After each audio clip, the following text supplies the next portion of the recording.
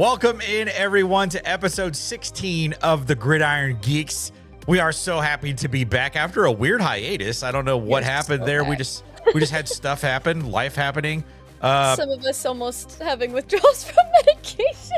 Yes, some of that. I had a family member pass away in the last couple of weeks, so we've had a lot going on over the last couple of months. But thanks for joining. Thanks for being here. If this is your first time, my name's Strez. This is Coda. We are your co-hosts that love talking ball and love talking geek shit. Like, I don't know how else to describe it. That's what I tell people. Like, it's in the name. I was thinking about that the other day. I was like, the Gridiron Geeks kind of gives off almost like if you don't see the logo, which is literally a Stormtrooper helmet designed by our boy Crew. Shout out Crew, by the way. Love Crew. You might think that it's like, oh, these are analytics dorks. No. These are people that could tell you what Patrick Mahomes' EPA per play in 2018 were. Like that, you know what I mean? Like those kinds of geeks. Yeah. But no, we're actually we're geeks that love geek culture. Yeah. And NFL, which is kind of geeky at the same time. I do have one weird stat that I have memorized. And that is that the Green Bay Packers, since Kevin O'Connell has taken over as head coach, have a losing record at US Bank Stadium. And I'm really excited to add to that on September 13th when I go to the Packers-Vikings game, season opener. The most Minnesota Vikings thing I've ever heard. That's so funny. You get it. You'd make Marshall Erickson very happy. I would. Shout out to you for that. But we got a jam-packed episode for you guys today. We're going to be talking Tyrion Arnold. What the hell's going on with that guy? Cause of death came out for Marshon Neland, the Cowboys D-tackle. We're going to build our first way too early Gridiron Geeks power rankings, which I'm really excited about doing. We're going to do that together, and we'll be able to compare. Like, you'll do your own, too, because I've already put my own out there. You'll do your own, and then we can compare how those go together. And then when we switch to the second half of the show, getting into the geek culture portion, we both have finally seen Supergirl. So we're going to talk about that. Spoiler alert, we both loved it, by the way. And then at the very end of the episode, we're going to talk about all the stuff that we've got coming out. Not we have, but the royal we have coming out for us this year, like Spider-Man later this month. Those types of things. And the freaking Dune trailer. God, I can't stop thinking about it. I'm so hyped about all of that. And then all of the movies that we've got coming out the second half of 2026. So, yeah. Jumping right into it. This Tyrion Arnold thing. I'm surprised they didn't let him go sooner.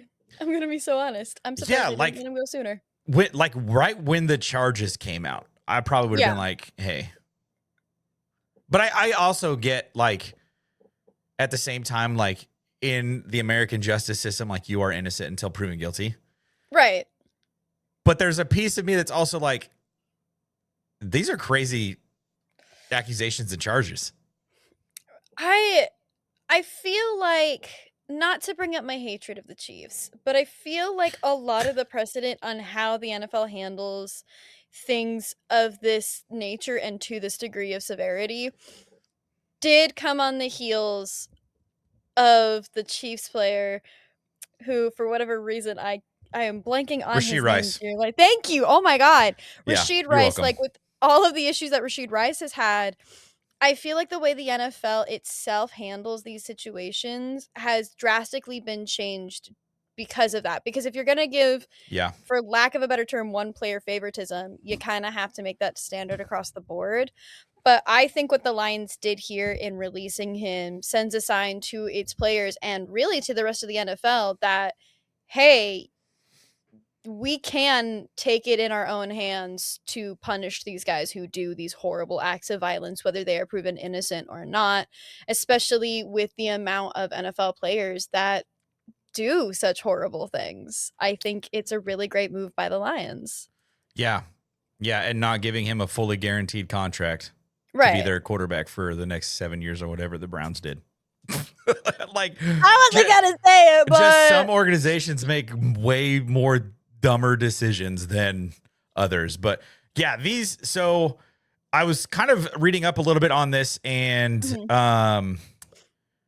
This is the Google AI, the Gemini AI overview when you Google the Tyrion Arnold incident. And it says the allegations in February, Arnold believed his hired private driver and 2 others were involved in a burglary at his Largo, Florida rental that took $100,000 in cash and an $80,000 necklace. My God, that's a lot of money to spend on. This was $13 on the TikTok shop, by the way. I was going to say, I think all of mine were gifts. The police allege Arnold directed associates via a group chat to lure the men to a Tampa apartment where they were pistol whipped and robbed while Arnold watched via a live stream.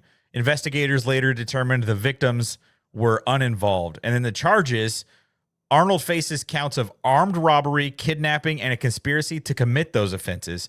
If convicted, these charges carry a potential sentence of up to life in prison. It's like, this is nuts. This is messed up. Like, truly nuts.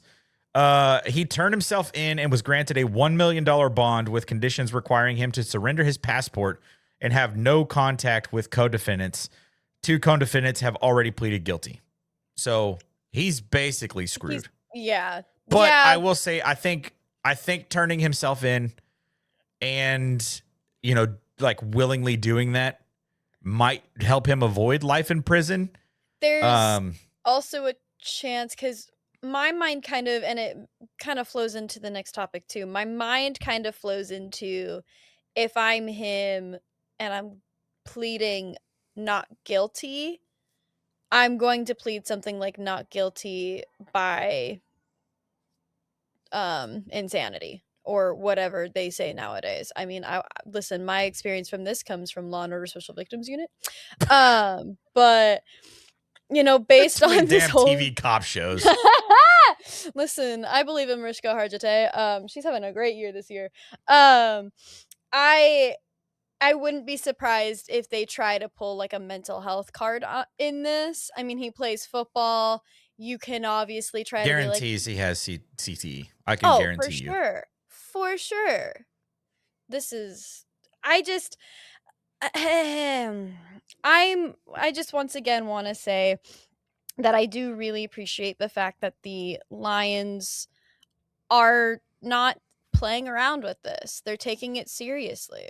Yeah. I think a lot of young men, unfortunately, go into the NFL. And we had a conversation about this, too, with a certain Rams wide receiver, where it's like, dude, as awful as it may seem to put this all on your shoulders, you guys do represent a very large group of individuals, and you are supposed to be role models. And so, of course, a lot of these young guys that get into the NFL that get this large sum amount of money who do it by knocking their heads into one another are going to be reckless. They're going to be dumb, and they're going to do things that put other people's lives in danger. And I think this and the next topic that we're going to talk about really should shine a light on the NFL being like, hey, you guys need to do something. You need to do more than what you're doing right now. And so, listen, I, as an NFC girly, an NFC North girly, I have my jabs at the Lions. However, we are TikTok mutuals. And so that's once again, still crazy to me. It's so insane to me. They made fun of me for saying I don't know if I've ever been to the draft. But I just once again shout out to the Lions for handling this with poise and for taking the drama off of their plate. I think that it was a smart move for them. Very much so. I think, yeah, you're right. I mean, we can go right into the next topic here about Marshon Neland, but I think it's relatively new in the grand scheme of like well known publicly about this disease that football players consistently have after things like this take place, right? Like when Antonio Brown was in the hot tub naked or whatever and like stripped on his way off the field that one time, everybody's like, yeah, this guy definitely has CTE. Yeah. And then and we can make jokes about it. You could, it's one thing because sometimes people act insane, but other times like it leads to really tragic events. And this just came out a couple days ago on Tuesday, July 7th. Marshon Neland, who was a Dallas Cowboys D tackle, He died at the age of 24 after an apparent suicide. It was a self-inflicted gunshot wound. Yeah. And Dr. Ann McKee, the director of Boston University CTE Center and chief of neuropathology for the VA Boston healthcare system, said in a press release that, unfortunately, I was not surprised to find CTE in the brain of Mr. Neland because we have found this progressive brain disease in nearly half of the athletes we've studied who have died before the age of 30. And he actually was diagnosed, postpartum diagnosed with stage 1 chronic traumatic encephalopathy, which is what CTE stands for. So it's a sad thing. Like it's a tragic thing, you know, and I know, like I played football for 16, Right. 17 years. I probably have this disease. Yeah. There's no telling how bad mine is. Probably not as bad because I didn't go all the way to the NFL level. Right. But I can tell you that it has affected parts of my life. Like I never had depression. I never struggled with depression until I was 20 years old. And I was already in my second season in college at that point. So I was a running back. So I'm getting hit in the head the most often and the hardest. Right. Out of anybody on the field, right? Like offensive linemen are getting hit in the head probably much more often than running backs are, but their collisions are 2 yards, like 1 yard. My collisions are coming from like 7 yards. Like we're at full speed by the time running backs and linebackers or D linemen run into each other. So it is a scary thing, but I think you're right. Like it is so much more public scrutiny is being placed on the league itself because of the amount of people who we're learning are struggle with this disease, and ultimately, like it's because of the sport that they play. And I think it's a double-sided sword. I don't even, what's the saying? A dual-bladed wield lightsaber. That's what we'll call it. Okay. I dig it. Like we know from a football player's perspective, we know the risks that are involved in this. Yeah. Like when we're playing peewee football, and I think even through high school, the first practice when we have our pads on, our coaches are required to read us the thing on the back of the helmet that tells us you can get concussions and it could also lead to death. That is on every sticker on every helmet that has ever existed in like football since probably the 1990s, I would say. Yeah. So we know the risk that we're getting into, but at the same time, I think the NFL and the NCAA both have a responsibility to make it safer, to make it as safe as possible for the athletes who they are making bank off the backs of. Oh, yeah. And I think it's interesting too because they don't require teams to have mental health professionals. It's not a requirement. Some of the teams have them. I can confirm that I know for a fact that the Minnesota Vikings do, as in the series quarterback. Kirk Cousins did confirm in one of the episodes that he does see the mental health professionals at the Vikings facility. He saw them. I think he said that his like day with them is like every Thursday is when he would see them. So some teams do have them. Other teams, again, I can't vouch for. And I remember when Marshon Neland the news about him first came out, and I posted on Twitter saying the NFL needs to take this more seriously. So many prior NFL players, current NFL players, have unfortunately taken their own lives because of CTE, and it is sometimes as simple as allowing them the ability to have conversations with healthcare professionals and get the help they need. And I believe, if I am not mistaken, and correct me if I'm wrong, but I do believe that Marshon Neland had reached out to the Dallas Cowboys organization asking for mental health resources. Again, I could be wrong on that, but it's one of those things, and I I take matters such as suicide very seriously as somebody who has struggled with depression. I never played football, but I myself am somebody who has struggled with depression for a vast majority of my adult life and prior. I am very open about this. I myself have also sought help for suicidal ideation and for attempting to take my own life. And had I not had the resources that I had, things would be very different. Right. So it is 100% on the NFL, but it is also a greater conversation about men's mental health as well, Yeah. and how we have conversations about that, because at the end of the day, these boys are putting their bodies on the lines for us, for our Yeah. entertainment. Yeah. And I had a conversation about how with somebody on Twitter about how, they're people. They are people like you and me, even though, it's easy for us to detach from them because they're on our TV screens, But if we're going to pay them thousands upon millions of dollars to put their bodies on the line, we should utilize some of that money that I know that you and I are providing to them to get these guys weekly mental health check-ins, to get these guys trained therapists, to get these guys psychiatrists that they can see in every single NFL facility Yeah. around the league.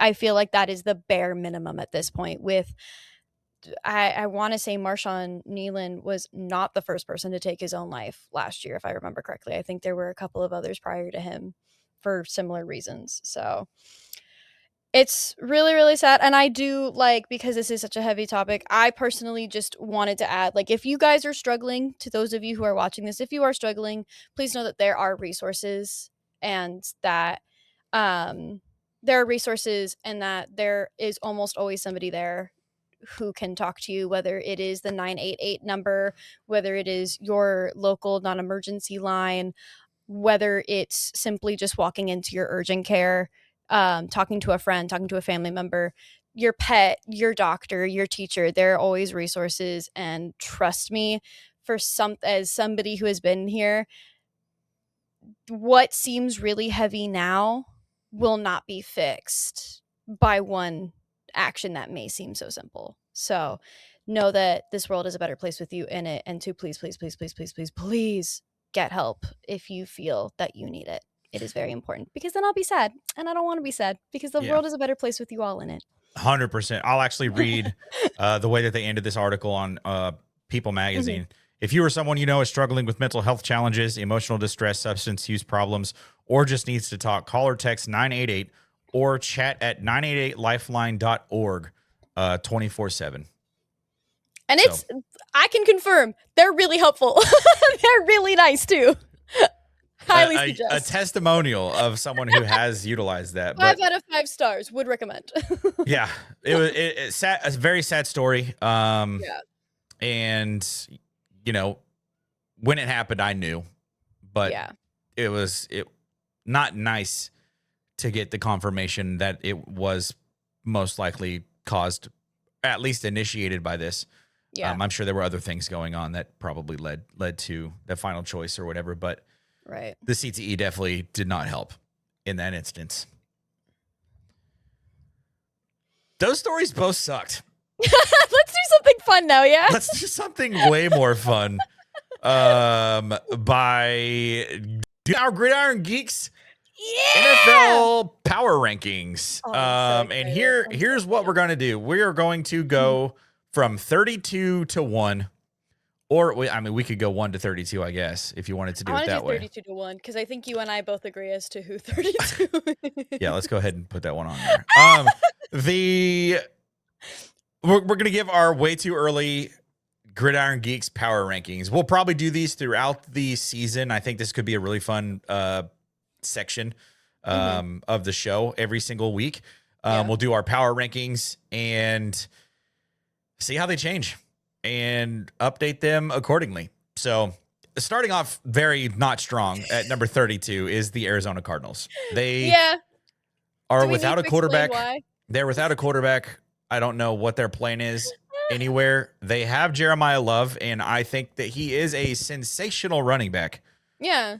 So was Ashton Genty. and we saw what that head did for the Raiders. So better luck next time on the Gridiron Geeks Power Rankings, I guess.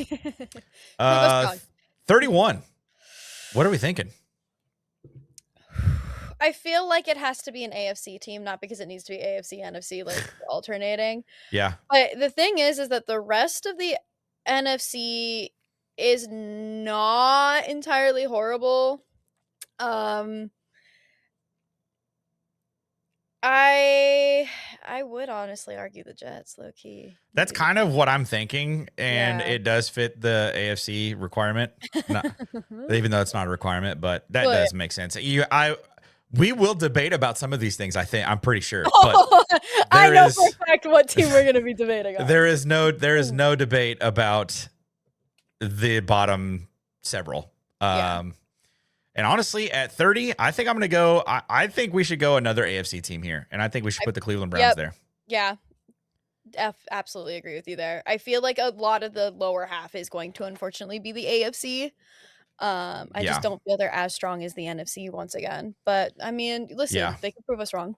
NFC does feel like they have the most parity throughout, but I feel like the AFC has probably not even more stronger teams at the top. Because I think the NFC has the best team in the league this year, and I think the NFC has multiple of the better teams this year. But we'll get to that later on here. At 29, just a touch better than the Browns. I'm going to scroll to who I think it might be. Okay. I already passed them because this is in alphabetical order. Yeah. I think it's the Raiders. I want to be hopeful with the Raiders. Obviously, I have a soft spot for one of their quarterbacks. Kirko Chains, baby. Kirko Chains! You like that. But I do not like the Raiders higher than 29. Sorry, Kirko. I love you, Pookie, but the Raiders have a lot of issues. They are in a very good division. Yikes. One of the toughest divisions, I would say probably the third toughest division in the NFL this season. You and our teams are in really hard divisions. It's going to be really it kind of sucks. It really does. And when you're having to play another one of the AFC West, our intra-conference matchups is with the NFC West. Oh! So we have to play the Seahawks, the Rams, the 49ers, and luckily the Cardinals. So that's fun. At least you got one guaranteed win in there. Yeah, there's one W for sure, at least out of those 4 games. Yeah. But yeah, I feel like the Raiders, they can have a season. But I think at this point, right? We're not talking about like projecting how they're going to do this year. Like now, off the top of my head, I think that the Raiders are one of the 5 worst teams in the NFL. Yeah. But I think that there is a chance that they may have hit. Maybe they hit on Fernando Mendoza. I don't even know what they're going to do at quarterback. Like maybe Kirk comes in and he does exactly what he has to do. And Hunter Renfrow is just otherworldly, you know? Yeah. I don't know what to expect from that. But right now, like the Raiders are bad. It's theirs to lose, essentially. Or theirs to win, I should say, because they're not good. 100%. All right. Where are we at? 28. 28. I kind of want to go. Ooh, you want to go Dolphins? They're one of the teams I have in my mind right here. Okay. They are depleted, and Malik Willis is their quarterback. I forgot about Malik Willis. Yeah, you can put the Dolphins there.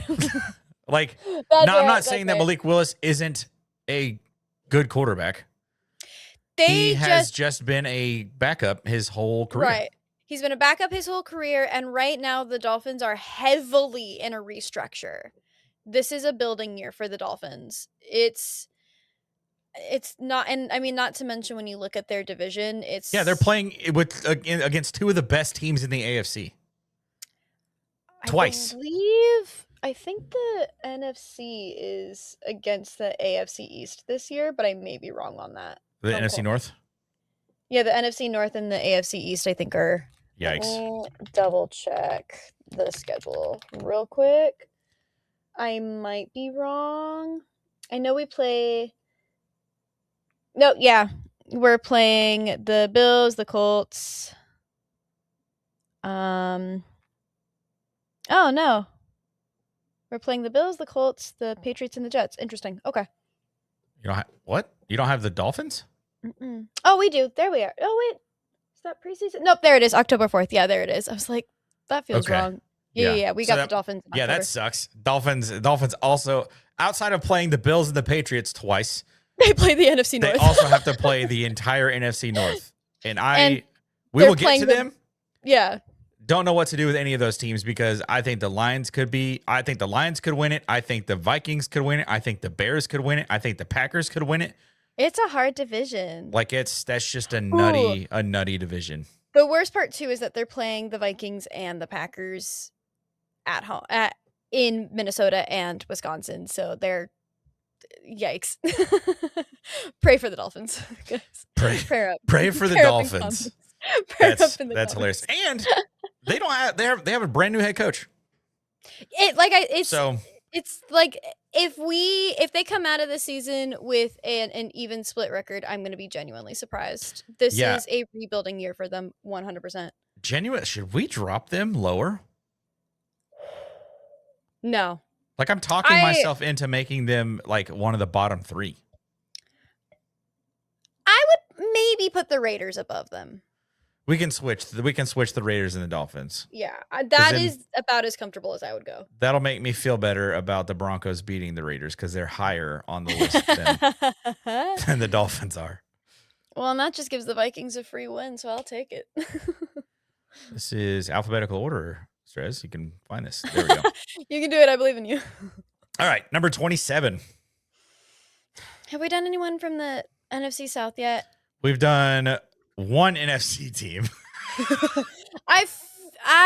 It's probably time for an NFC South team, and I think it's probably this one. I was gonna go either with them or the Saints. See, I'm higher on the Saints than I think a lot of people are. Interesting. I like what Tyler Shuck looked like the last 6 games of the season. Mm-hmm. I like the direction they were going. I think that their defense is not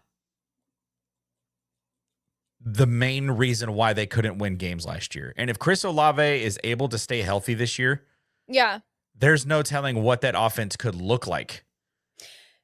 To be fair, too, with the Falcons, we also don't know if their quarterback is going to be healthy.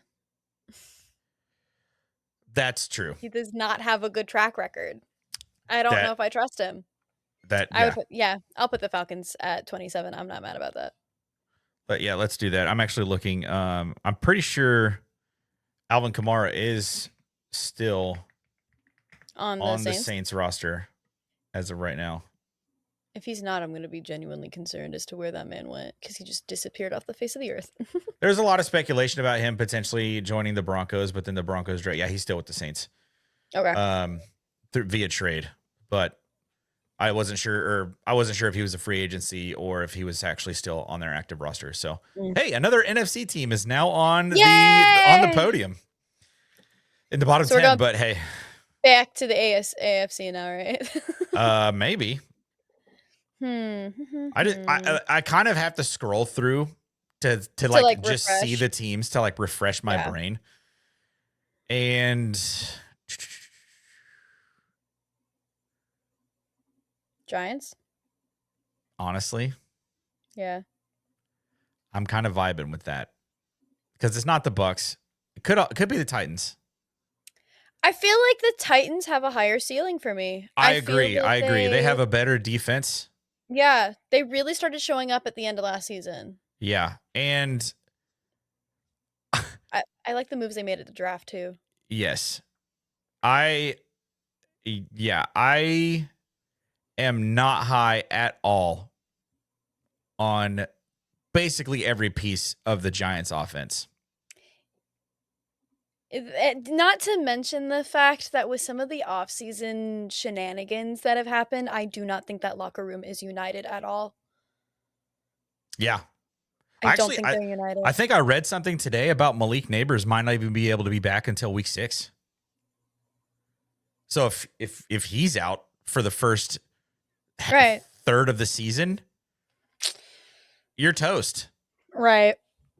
So, I mean, Jackson Dart can do stuff, but Can we also stay confident that he'll stay healthy and not get 7 more concussions? Yeah, hopefully he needs to learn how to get out of bounds. But speaking of concussions and TTE, Cam Scattaboo, that dude's hair, he needs to cut it off again. That there was a picture that he posted today. I'm like, brother, what are you doing? What is this? I think this is a good spot, and yeah, like I said, like I think there's more there for Cam Ward than there is for Jackson Dart, and the Titans have they have Jeff Simmons. Yeah. Like probably the best nose tackle in the NFL. So I think that their defense is better than the Giants, but I do think that they might be the 25th team. I would agree with that. I will say I would call the Titans probably my underdog this season. Yeah. And I think that they are in a division that is potentially winnable for basically anybody. The AFC South is,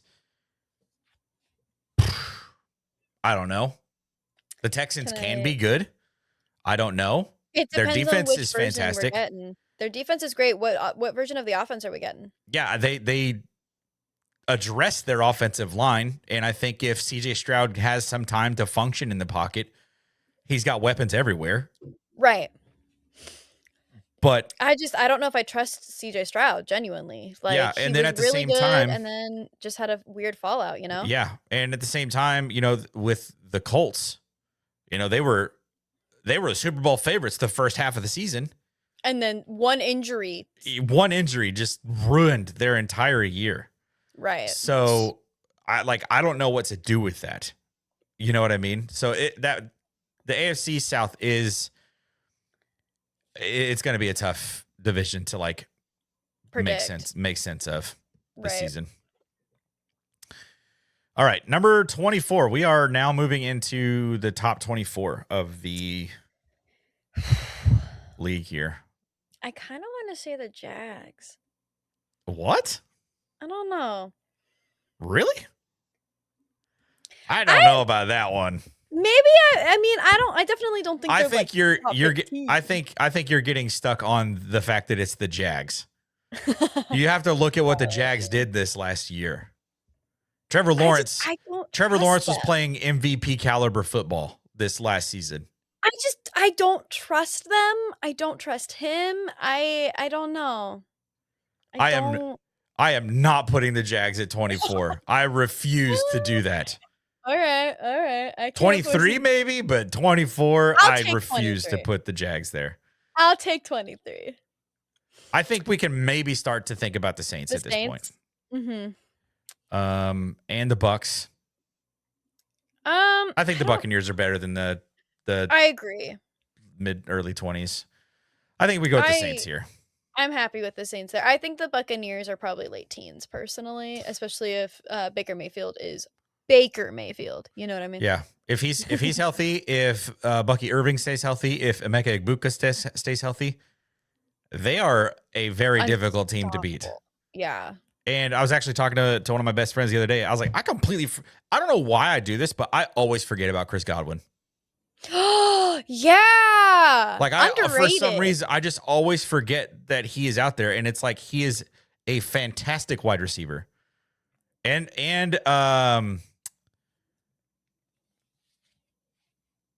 what's their tight ends? Kate Otten. Yes. Yeah. Like they have talent on offense, and their defense is also really solid. Pretty good. Yeah. So I think you're pretty accurate there with the Bucs being up above 20. But also still, I just don't. I think the Jags here. I'm gonna point at some teams that I think the Jags are better than. Okay. I think the Jags are better than the Panthers. No. Yeah, I think the Jags are better than the Panthers. I think the Jags are better than the Texans. I will give you that. I think the Jags are better than the Colts potentially. I think with that, I think they're better than the Chargers.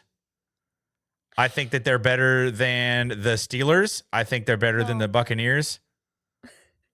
I'll give you the Steelers. I'm not for high on the sure. Steelers at all this year. I'm No, gonna be me honest. neither. I'm gonna be completely honest with you. Somebody was trying to talk to me about them in comments earlier. They're like, they finish at 500 every single year. I was like, yeah, Mike Tomlin's not there anymore. It's Mike Right. McCarthy and a 50-year-old Aaron Rodgers. Like, I And his AI understand. wife.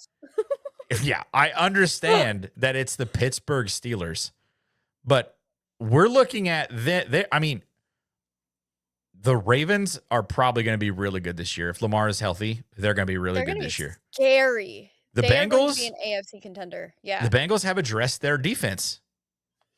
And if As long Joe as the Burrow can offensive be line- protected, if the O-line even just remotely keeps Joe Burrow clean, They're good. the Bengals are going to be nearly unbeatable. I think, and I feel like the Browns could probably pull one out against the Steelers this year. I don't know. I'm not high on the Steelers at all this year. I would put them at 23. I'm cool with putting them at 23. The Steelers have never impressed me. You cannot get me to be impressed by the Steelers. Sorry. Sorry, All right. Ohioans. Um, There's a lot of people in Ohio who actually really like the Steelers. I have recently discovered. that There's is two very teams. true. I I don't knew it. understand that. It's interesting to me. I definitely don't understand that. I think it might be a history thing too, because they're all Ohio State fans, Fair. and the Steelers have a rich history. Yeah. I feel like that might be a part of it. But My friend's family are Steelers fans, but I am slowly leeching said friend into the Vikings fandom, slowly but surely. okay, here's what I'm gonna do here. Okay. I'm You're gonna put the start doing Jags versus team. Panthers? I like- don't agree with you with the Panthers. I'm sorry. I don't agree with you with the Panthers. I like the Panthers. I don't I think like the Jags Bryce are better Young. than the Panthers. Are you kidding me? I don't think they're The better than the Jags Panthers. beat the Broncos last year. The Jags were one of the Broncos' only 3 losses last season. Yeah, but I mean, In that's Denver. the thing, They though. beat us in Denver. But everyone's going to have one bad game at home. I mean, when you look at like the Vikings season where we went off, we had a phenomenal game against the Bills, and then the Cowboys like shut us out. So the Jags, I think the Carolina Panthers are better than the Jaguars. Not by much, but I think they're better. I think the Panthers are like at least a spot above the Jaguars. the Jags averaged 27.9 points a game last year. They have Trevor Lawrence. That's But what I'm I trying just- to tell I you. don't- Right, but I don't trust him. I don't trust him. I don't understand He is how you so can't trust him. inconsistent. He chokes when it comes up to it. When those important games happen, he chokes. I want to believe in him. I really do. I just don't trust Trevor Compared to Lawrence. Bryce Young? I trust Bryce Young. Yes. More I than trust Trevor Bryce Young. Lawrence. Yes. Dakota. I absolutely trust Bryce You Young. more than cannot Bryce be Young. serious. The Chargers Jaguars game from a couple years ago. Come on. Yeah, I mean, that's Chargers and Jags. Mm-mm. I cannot. I think the problem is that Bryce Young hasn't had the opportunity to play at that caliber of football really entirely yet, and he has consistently gotten way better with every single season.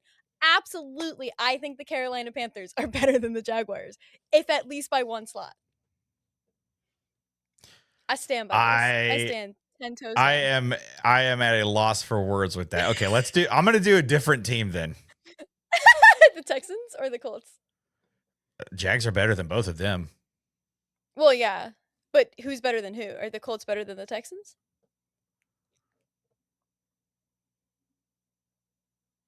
Who would you trust more? I would trust the Texans more than I would trust the Colts. So you want to put the Colts at 23? Yeah. Or I didn't 22? expect us to get so heated at I- the Carolina So Panthers. I hate Clemson with every fiber of my being. Well, of course. Of But course. Trevor Lawrence was genuinely playing MV. I have a video on this channel about And I'm how I not think that he disagreeing is. with you. I'm not disagreeing with you. The problem is that his track record makes it hard for me to trust him. Not to mention the fact that a team is not just their quarterback. I don't disagree with that either.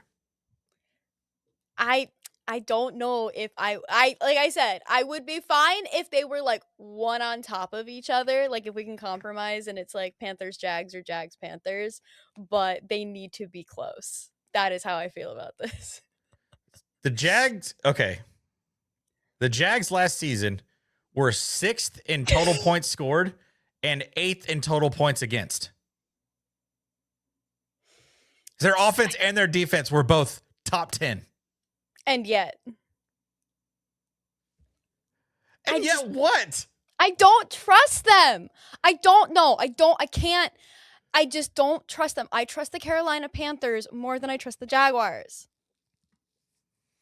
We've seen what the Jaguars can do in big moments. We haven't seen what the Carolina Panthers can do in playoff caliber football yet.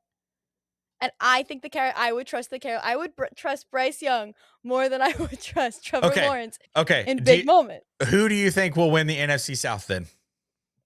Who do I think will win the NFC South? Yes. Do you think it will be the Panthers or the Bucs? If I had gun to your head right now, who wins right now? Buccaneers. You think the Buccaneers win it? Yes, but I think Carolina second. But you just told me that you think the Jags are better than the Bucs. Did I? Your arguments are very inconsistent. No, I don't remember saying that. Hold on. Did I really? Someone rewind, roll the tape. But if you're having, like, that's the thing, though, is that if you're having me compare the Buccaneers and the Jaguars, it's like they're two very inconsistent teams that I can't trust, whereas Bryce Young is consistent. Bryce Young is a very consistent quarterback that we've only seen growth from, whereas with Baker Mayfield and Trevor Lawrence, they are so wishy-washy. Plus, didn't he get a haircut? Didn't Trevor Lawrence get a haircut? He did get a haircut. That actually might be relevant. It's the source of his power. He is Samson. Like truly, it might be. What a weird conversation. Yeah, I mean the Jags were 13-4 last year. I will compromise with this then. I will compromise with Panthers, Bucs, Jaguars. In that order? 21, 2019? Yes. Panthers. Mm-hmm. Bucs. Jags. I like that. I will compromise with that. But you like the Texans ahead of the Jags? Son of a bitch. Well, I'm asking questions here. And then at that you have to think about Texans over Bucs and Panthers.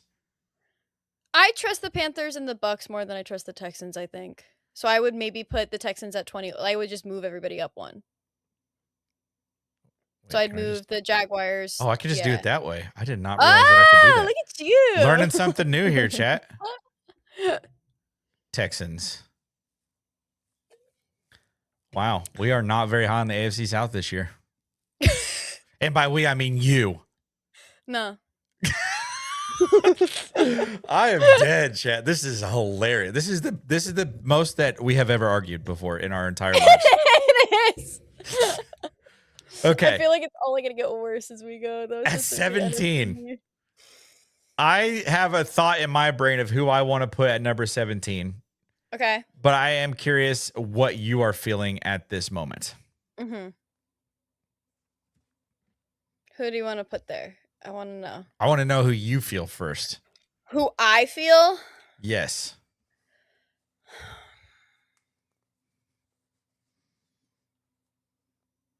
I don't think you're going to like it. I want to put the Lions here. You're going to put the Lions at 17? I want to put the Lions at 17. You're not. I'm not going to debate anything about the NFC North because I feel like I've said this 1,000 times. I have no idea what to do with that division right now. The Lions to me did the least amount of work this offseason. Their moves this offseason were not that impressive to me. It's evident to me that I think that they are taking steps laterally in regards to their offensive coordinator position. I also just I don't know. To me, I think the Lions are downgrading while two specific teams in the NFC are upgrading and one is also staying lateral. Yeah. I think that's a fair assessment. And I think what's tough for them is that they are in the best division from top to bottom Yeah. in And the league. the problem is that the other two of the other teams in the NFC North have very recently tasted what victory, like have consistently in recent history tasted what victory is like, whereas the Lions, I think, don't know how to continue to maintain the success that they have had. Yeah, there's something about that franchise. They just like it's like And they like snatch defeat from the jaws of victory sometimes. exactly, and like the way that things This went is, last I mean, year, this especially isn't with your the offense. grandpa's. This isn't your grandpa's. This isn't your dad's Detroit Lions. This is a different Mm-mm. Detroit Lions. They have Jahmyr Gibbs. They do have like that's My it's favorite player nothing. that doesn't wear a Broncos uniform is And Jahmyr Gibbs. I love Jahmyr Gibbs. The problem is that last year with that offense, I felt like they were very inconsistent, which is interesting because Jared Goff is like he has gone off since being on the Lions, but I just don't know if that team is gelling with the offensive coordinator. I don't Yeah. know if that offensive coordination team and the offense are gelling, and I don't know if it's going to change in this offseason. And I don't know. I mean, I'm not saying that they're not like I would fully expect for most of the NFC North, if not all of the NFC North, to end up in the playoffs this season, but somebody has to come last. I don't even know their offensive coordinator, Drew Petzing. Mm-hmm. He has I no believe so. biography on their page. Because I think they fired their last guy and had to get a new guy, but I could be wrong on that. I might be wrong. They do. David Shaw is their pass game coordinator or pass game specialist. Mike Kafka is their pass game coordinator. They fired John Morton, who they had last year, because he wasn't gelling with the offensive line or the offense at all last season. They fired him at the beginning of this season. And so they parted ways with him, and then they hired this new guy. But like that's the thing. Like Interesting. he doesn't. Yeah. I don't know if I entirely trust Dan Campbell after this last hire. You can't tell me that Ben Johnson wasn't fucking running that team. You can't tell me. Yeah, after seeing where the Lions went and the direction that the Bears went. I love Dan Campbell. He is a glorified cheerleader. That man he's a leader. I will say that there are two philosophies for head coaches in the NFL. Yeah. You have guys that are going to make the team win because they're football geniuses, and then you have guys that are going to make the team win because they are fantastic leaders of men. Dan Campbell He's a fantastic leader of men. Yeah, he makes me want to run through a brick wall just by listening to him talk. Oh, absolutely. Like, he's unbelievable. While the Vikings fans don't like Kevin O'Connell calling offensive plays, I am not one of those Vikings fans. The fact that the offense then got worse when Dan Campbell took over calling the offense. All I'm going to say. You're not going to get any arguments from me. The Lions fans are pissed. All right, this is where it's going to get really tough. This is where we're going to start arguing, I think. We're in the top half of the league now. 16 through 1. I'm going to have to cut this out and make it its own section, honestly, by the way, just so you know. It's fine. It's going to be the full episode, but also it's going to be its own show. Yeah. I want to say the Commanders. I feel confident putting the Commanders here. I'm leaning that direction too. I don't know what they're going to quite look like. I think JD5 is a very, very, very good quarterback. If he's healthy. And that's the biggest issue. That's genuinely been probably the biggest issue with that quarterback class. Absolutely. Which is so interesting to me. Like, I think Bo Nix literally broke his freaking ankle. You got Bo Nix breaking his ankle. JJ McCarthy can't stay on the field. In a bubble wrap. JD5. Drake May getting concussion after concussion as well. It's been really like tough to watch. Like they're so talented. Caleb Williams has probably been the most healthy. Of all of the quarterbacks of that whole draft of that class, but they're all so talented. But like, golly, take care of yourselves, boys. But yeah, I won't argue with you about that one. I think the NFC East is I think they downgraded. I think the Cowboys are going to win the NFC East this year. I really do think that. But also, I think the Eagles are still very, very, very good. But I will say the Cowboys and the Eagles are both better right now in my brain than the Commanders are. The Eagles are interesting to me because I was actually going to say I would put them and the Cowboys probably at the same caliber because that locker room is in shambles. Honestly, well, I think maybe since AJ Brown is gone, it might get better. I don't know. I don't. Nick Sirianni. Yeah, dude, I hate that guy. I just don't like that guy. Yeah. Just in general. He's my least favorite coach in the NFL. Second least favorite coach in the NFL. I don't hate anyone more than I hate Jim Harbaugh. Third least favorite coach in the NFL. Sorry, yours is unfortunately valid. If he's not, if Sean Payton isn't your head coach, I would expect you to not like him. So I've got personal beef with Sean Payton. Totally understand that one. Okay, let's go to number 15 here. I would put the Bengals here. You think think that's a good spot for the Bengals? Yeah, I mean, when you look at the other contenders in the AFC, I'm trying to be really, really not biased with the Patriots. I'm trying. Yeah, I remember the conversations we were having at the end of the season because we were both like, Drake May has played so poorly through the playoffs that I am concerned about their season next year. Yeah. Because they're playing a first place schedule now. He every time he played a good defense in the playoffs, which is every game, he did not look good. So their very first game right off the bat is the Super Bowl rematch against the Seahawks in Seattle. They then go to the Steelers. So they have the Wednesday night game. Don't get me started. So stupid. So they have the Seahawks and then they have the Steelers and the Jaguars. So the Steelers are definitely a little bit of a break because it's a home game, but then Jaguars could be an issue. Then they immediately go to the Buffalo. Well, not for you. You think the Jaguars are the 18th best team in the league. Listen, but then they've got the Bills and that brand new stadium. Woof. Raiders Jets is going to be a breeze for them. Then they've immediately after that got the Bears. That'll be rough in Chicago. Jets will be a break. Excuse me. Yeah, Raiders, Jets, then the Bears. Dolphins. I think the Jets are bad, but I don't think they're going to be. I don't think they're going to be a cakewalk. I don't think they're going to win a lot of games this year, but I also don't think they're going to be a cakewalk because they're going to make people fight for that win. They have their most competent quarterback that they've had in like 4 years. Ooh, I did forget about that. Okay, so and Garrett Wilson is still that guy. They got the Raiders, then immediately they've got the Jets, then the Bears. Bears. They got the Dolphins, then they play the Packers, then they play the Lions, then they play the Chargers, then they play the Bills again, then they play the Vikings, then they play the Chiefs. Like, yikes! Yeah, that's a really tough schedule. November is going to be rough.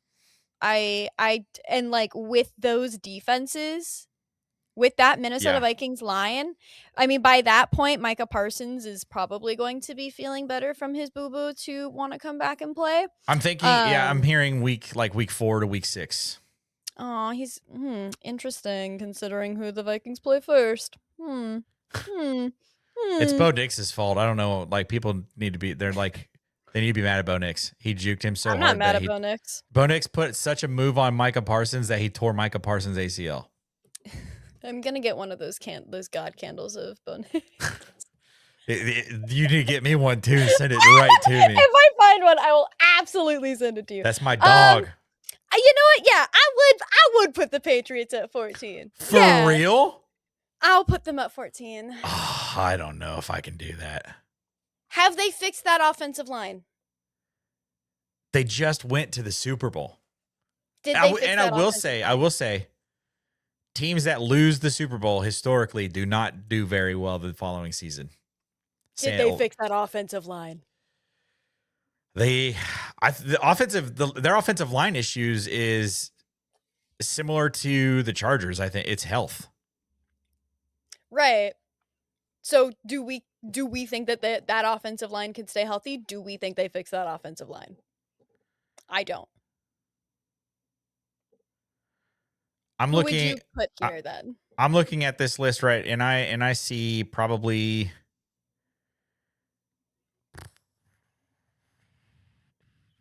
There are 2 teams that I would also be comfortable putting here. Yeah, there's like 2 or 3 that I would put before I put the Viking or the Patriots there. Well, I'm gonna take that Freudian slip. Thank you. I looked at their logo.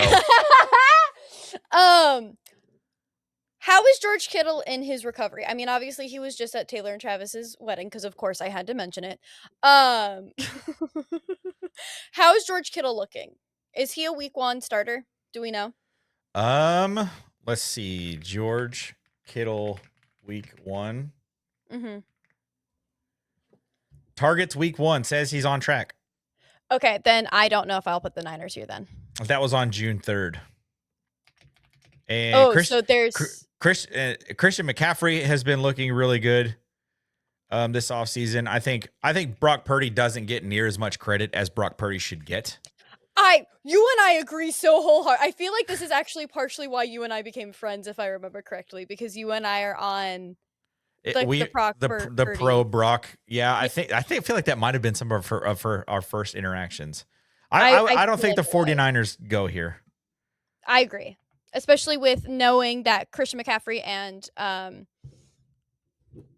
George Kittle are potentially going to be back like healthy week 1. I would not put the Niners there at all. I almost feel like it's the Packers. And I know that you're not going to argue with me about that. No, that was when I said that there are like 2 teams I would put here other than the Patriots. The Niners was one of them if George Kittle wasn't coming back week 1. The other one is the Packers. What have they done? I'm also going to be honest with you. I know. I feel like the Vikings could potentially be right here as well. I'm not going to say that they're top 10. I'm not going to be that delusional. Right. I wouldn't expect you to be. I think they're 12. Well, I think we're at 14. Yeah, 14. I think they're 12. Think they're 12? I think the Minnesota Vikings are at 12. I can get behind that. Do you want to put the Packers here at 14 then? Yes, please, God. Easy. Done. 13. Done. Let me tell you why. What have they done? What have they done? What have they done this offseason? They re-signed overpriced, mind you. They're injury prone, decent, average wide receiver that people are always constantly, like Packer fans always constantly come up with the argument. It was like, well, you don't need one good wide receiver when you've got 3 average wide receivers. Dog, the Minnesota Vikings have Jordan Addison, Justin Jefferson, and we just picked up a fucking stellar veteran. Are you kidding me? Yeah, as the Broncos fan in the room who has had a bunch of wide receiver 2s and 3s to make up the entire wide receiver room, I can promise you it is actually not that good. Right. Not to mention you've got Micah Parsons, who you guys spent all of this money on, who has been injured 2 seasons now. How many seasons have you guys had him? You spent all that money on Micah Parsons, telling me that it was going to project you guys. You ended up tying with the Minnesota Vikings. Yeah. Don't make me mad. I will say they did make some interior defense, like middle of their defense improvements with Javon Hargrave and Zaire Franklin. Those are two really good signings up the middle. Those are, but I mean, but again, the other side of it. Yeah. Quay Walker's gone. Rashawn Gary's gone. Romeo Dobbs is gone. I actually really liked Romeo Dobbs. Yeah, and the fact that he's with the Patriots now just really pisses me off. I also just want to say, I do actually really like Jordan Love. I think he is a decent quarterback. I do too. The problem is that he is another quarterback that I don't think you can get consistency out of. Yeah. Or can confirm that he'll stay healthy. Yeah. And they start week 1 against the Vikings. But also, like, do we know what the Vikings are going to look like week 1? I'm excited. Defensively? Defensively, the Vikings are going to be terrifying. Yeah. Defensively, I can say that is a top 5 defense. Offensively, I can say that too. that is why I'm okay with them being at 12. We don't know who's leading that offense. And I know a Well, lot of people, and I know you just made a video about this. it's Kyler However, Murray. I just don't know what it's going to look like. that's the thing, though. I'm is excited that for it. I just don't know what it's going to look listen, like. I am excited for either version. You guys know that if I can get my hands on a jersey, I will get my hands on a jersey. Aren't they all kid sizes? One of them is, yeah. That's what the about only small Kyler Murray small joke that I will make thank you. I today. appreciate that. The Kyler Murray I will be buying in a kid's side purely because of that joke. Crop top. The thing is no, don't kid. The thing is though is that he did not look good in OTAs. Kyler Murray did not look good at OTAs. JJ McCarthy looked really good though. It's difficult offense to learn. It is a very difficult offense to learn. I think we'll know more, obviously, by the combo trainings, who properly will be starting. I think that's when we'll get a good idea. But the offense struggles at quarterback specifically are offensive line-wise are why I have them at 12, and I don't think they should go higher. Objectively speaking, as a Minnesota Vikings fan, 12 is, I believe, the highest the Vikings should go. And you guys still have Aaron Jones. You still have Jordan Mason, TJ Hawkinson as well. TJ Hawkinson. You have probably the best wide receiver in the NFL. Mm-hmm. We have a very good wide receiver team. I mean, easily top 3 wide receiver in the NFL. I think the Vikings. I think your wide receiver 1, wide receiver 2 tandem is probably a top 5 in the league. We also have the best kicker in the league with Will the Thrill. See, I think the Jaguars have the best kicker. No. His 2 misses last year were because they hit the wire and the league wouldn't retract them. I'm not making this shit up. So dumb. I'm not making this shit up. So who are we putting between the Packers and the Vikings then? Who's left? Ravens? I'm not putting the Ravens there. I put the Cowboys. Cowboys? Chiefs? I would put the teams I think I would put between the Packers and I think Cowboys the make sense. Cowboys, Patriots, or Eagles. Those are the 3 I think I would put between those 2. Cowboys make sense. Yeah. All right. I don't think Patriots are top 10. I don't think they're top 10. I think that I'm willing to put them at 10. I will compromise there. I am a big proponent of at least respecting the success of the previous season. Yeah, that's fair. And I mean, this, and they just added AJ Brown. True. And Romeo Dobbs. Yeah. I'll put them at 10. Can I Travion Henderson's second season?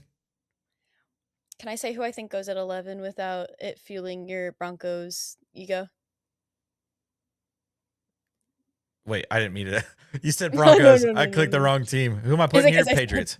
You did. I think the Chargers should go at 11. Chargers at 11? I'm not disagreeing with you. I could go Ravens at 11, Chargers at 9, or I could go Chargers at 11, Ravens at 9.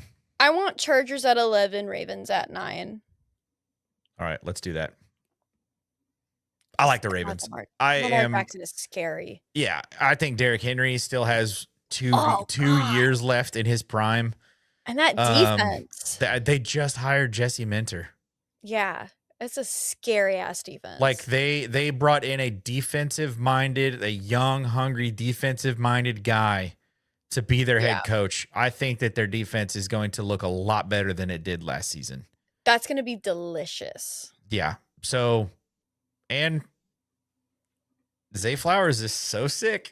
I love Zay Flowers. I just love what the Ravens are doing. I think I might just get caught up in Lamar Jackson is so awesome that I think the Ravens are actually better than they are. Everything else, yeah. Yeah, like he makes me forget about all of their problems because he's so awesome. But when he was not playing last year, their problems were very obvious. Yeah. And so help me God, Derek, if you fumble at the end of games and it costs the games again this next season, I will be hearing from my attorney.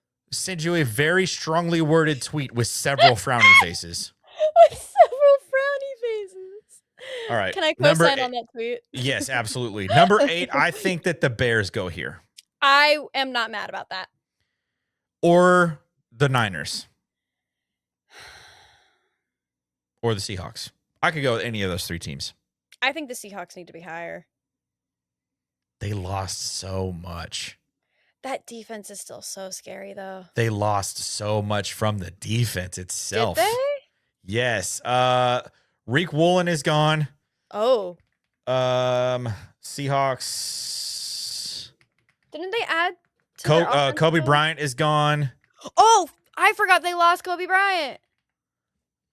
I mean, we all did technically, but that's a different Kobe Bryant. Thank you, because I was literally thinking about that. Yeah, too. so Kenneth Walker obviously is the running back for the Chiefs now. They lost Tariq Woolen. They lost Kobe Bryant. They lost Boye Mafe off of their as their edge rusher. Zach Charbonnet messed his knee up in the playoffs. Probably will not be ready to go early in the season. Until like week 5, week 6, maybe later. But Sam Darnold's awesome. Jackson Smith and Jigba is one of my favorite players in the league. Mm-hmm. Like, I played against Eric Salbert, who is one of their tight ends. I played against him in college. Knew he was going to the pros. When I ran into him one time, I was like, wow, that hurt. That felt so different. They lost a lot of talent.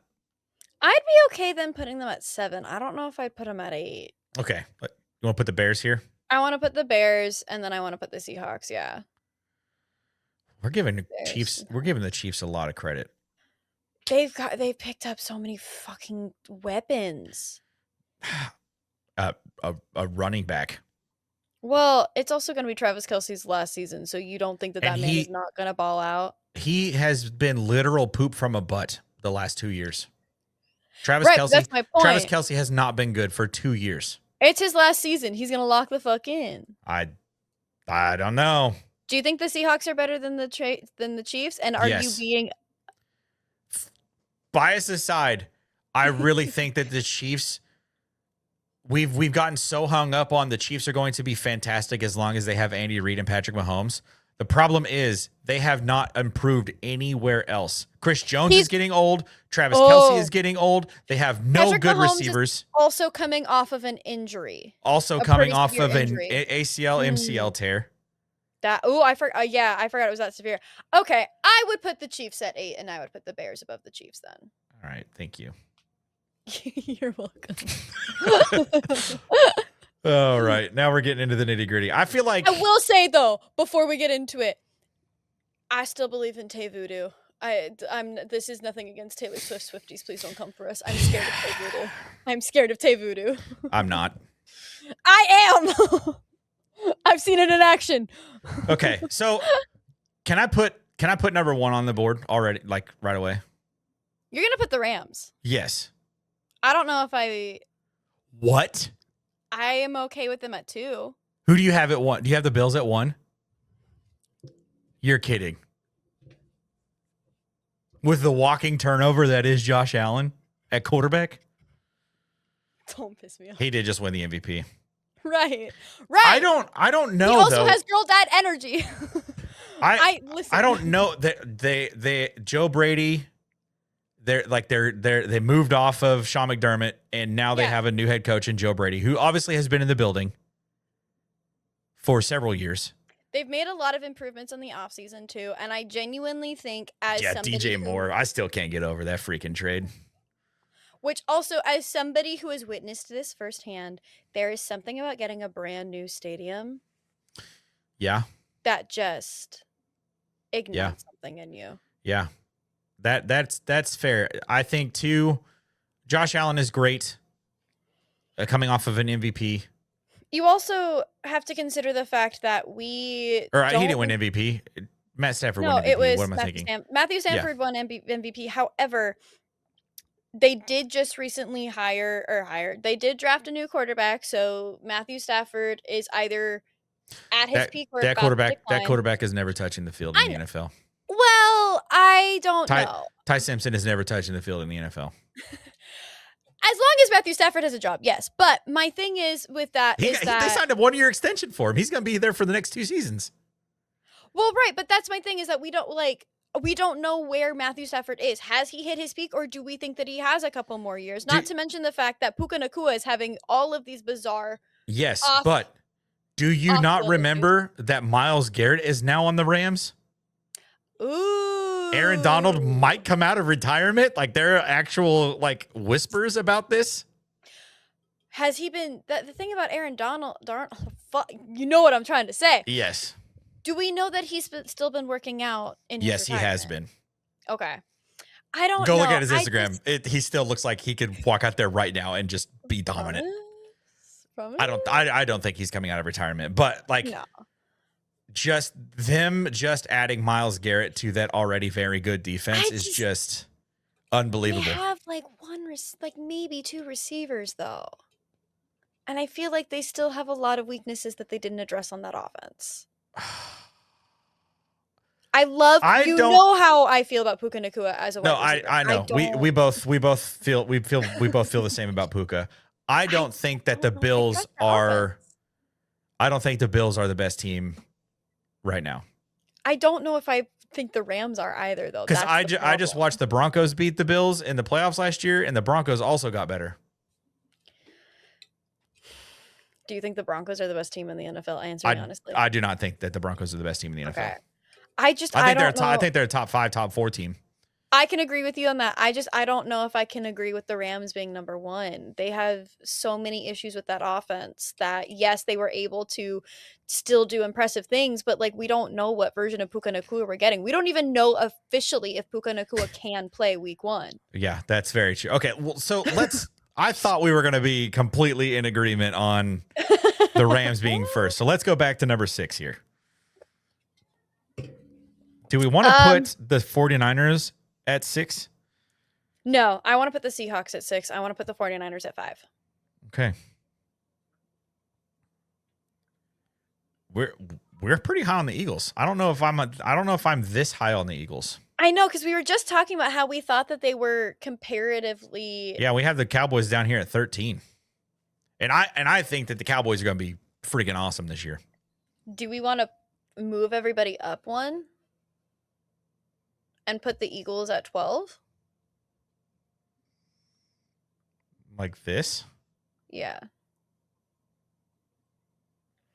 I will say I am really proud of us because I thought there was going to be a little bit more arguing than there actually was.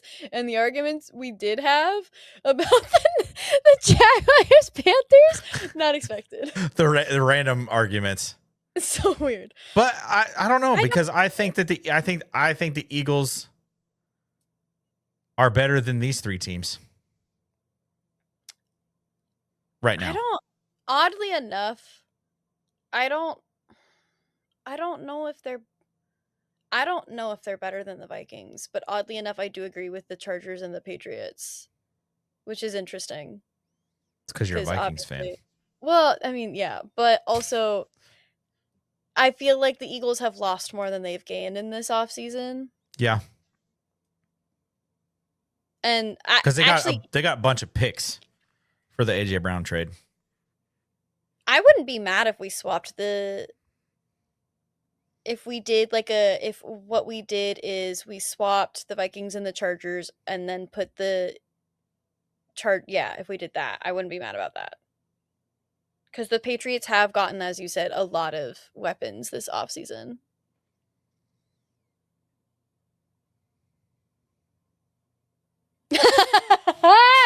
Okay, so now it just comes down to I'm going to be honest with you. I don't know that the Broncos are number 3. I think they could be. I think they might have the most complete roster in the NFL. I would agree with you there. I think they've led the NFL in sacks the last 2 seasons, and they have the best cornerback in the NFL. Mm-hmm. Their only weak spot really is inside linebacker, and the only reason it's a weak spot is because Alex Singleton can't cover a tight end to save his life. But then you look at the offense. I saw a video of Bo Nix today. How's he looking? Ankle looks freaking good as new. I'm so excited to watch this kid play this season. He's just slinging it. J.K. Dobbins is going to be healthy. RJ Harvey's going to be in his second year. He's going to be gun shy for the first couple of weeks, but I think he'll snap back into it. They're playing the Chiefs week 1. I don't think he'll be gun shy. On Monday night, Bo Nix. I think as interesting as it sounds, I think as long as they give him a chance to work it out in preseason, at least let him play a quarter of preseason ball. Yeah, he'll for sure be on a pitch count preseason. But so I think Bo Nix is going to be great. I think he's going to have his first 4,000-yard season this year. J.K. Dobbins is going to be back. He was a top 5 running back until he got hurt in week 12. Yeah. RJ Harvey is looking he's going into his second year. I'm expecting him to make some improvements there. They drafted Jonah Coleman out of Washington. So I think top to bottom, I think the Broncos have the best running back room in the AFC West. I think at the very top, the Chiefs have the best running back in the AFC West. But I think as an entire running back room, I think the Broncos have a better running back room. And then you look at the Broncos' offensive line has been the best offensive line in terms of sacks allowed over the last 2 seasons. They have Evan Ingram at tight end. They have Jalen Waddle and Cortland Sutton as a wide receiver combo now, plus Marvin Mims, plus Troy Franklin, plus Pat Bryant. This Broncos team is maybe one of the best rosters I have seen from the Broncos since that 2015 season when they won Super Bowl 50. So I do have a question. Speaking about the Chiefs, we know that Rashid Rice was in jail for marijuana, which violated his parole. Do we know what has happened? Because with the whole... I think he's having his hearing in the next month. About that situation that happened last year? I'm pretty sure. Let me look. Because I feel like that also may adjust things, but I don't want to do it on What's If. Kansas City wide receiver.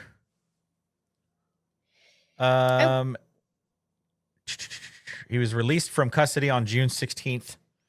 Following a thorough review, the NFL announced that Rice will not face any additional suspension for the 2026 season. Of course. At this point. Unless he fucking decides to do something He already had a guilty plea. NFL suspended him for 6 games in 2025. I don't think anything else is coming of anything. Well, it's Rashid Rice. Never say never. Okay. Here's where I will compromise. You let me put the Minnesota Vikings at 10. I will let you put the Rams at number 1. I'm okay with this.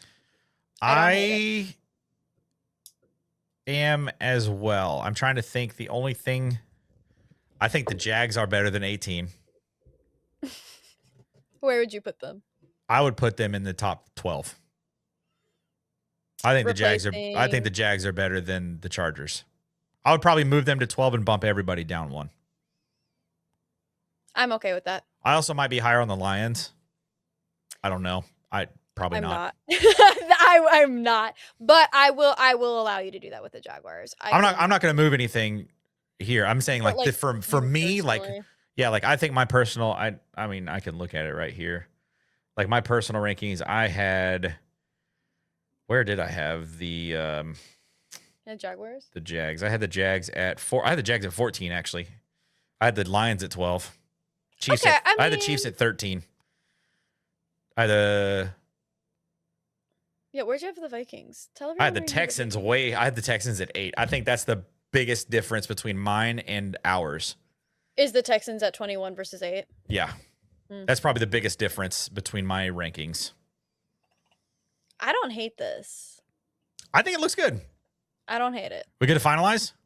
I'm good to finalize that, yeah. Save picks. All right. I've saved these. I like it. Picasso. I like it too. Now that we're at an hour and 18 minutes of this episode, let's wow, we still have to talk about Supergirl. Oh my god. This is gonna be a 2-hour episode. What do you have coming up soon? I mean, it's almost 1 o'clock for me, but I'm good. Well, the pit isn't on, so I'm yours. Oh, let's go. Let's do it. Supergirl. Oh my God. What? First of all. Yeah. What movie were critics watching? Because I don't think that we were watching the same movie. No, they had to have watched some other movie. Can I also just say, controversial take, apparently, that needle drop, not as bad as everyone's saying it was. I actually really like the needle drop. I do too, except for one piece of it. Okay. So before we get into this section, spoiler alert, obviously, Supergirl came out 3 weeks ago. So we're outside of the 2 week rule. We're outside of that statute of limitations. You should have seen it already. If you haven't, go and watch it because it's actually really, really good. Very, very good. So to start off, what is your rating out of 10 for Supergirl? I'd have to give it an 8 out of 10. Okay. I have it at a 7.95. It was an 8, but there's just a piece of that needle drop that I cannot give it an 8 total. Okay, what is your thing about the needle drop? The song makes sense. Yeah. The lyrics make sense. Yeah. The time that it's used, from the perspective that it's being used, as Ruthie watching Supergirl just take apart all of these child sex traffickers. Yep. All fits. The arrangement does not fit that scene. I will give you that. That's like my only thing. Like, that song should work. The version they chose was not the one. But I will give it this too. It's like it's a female cover.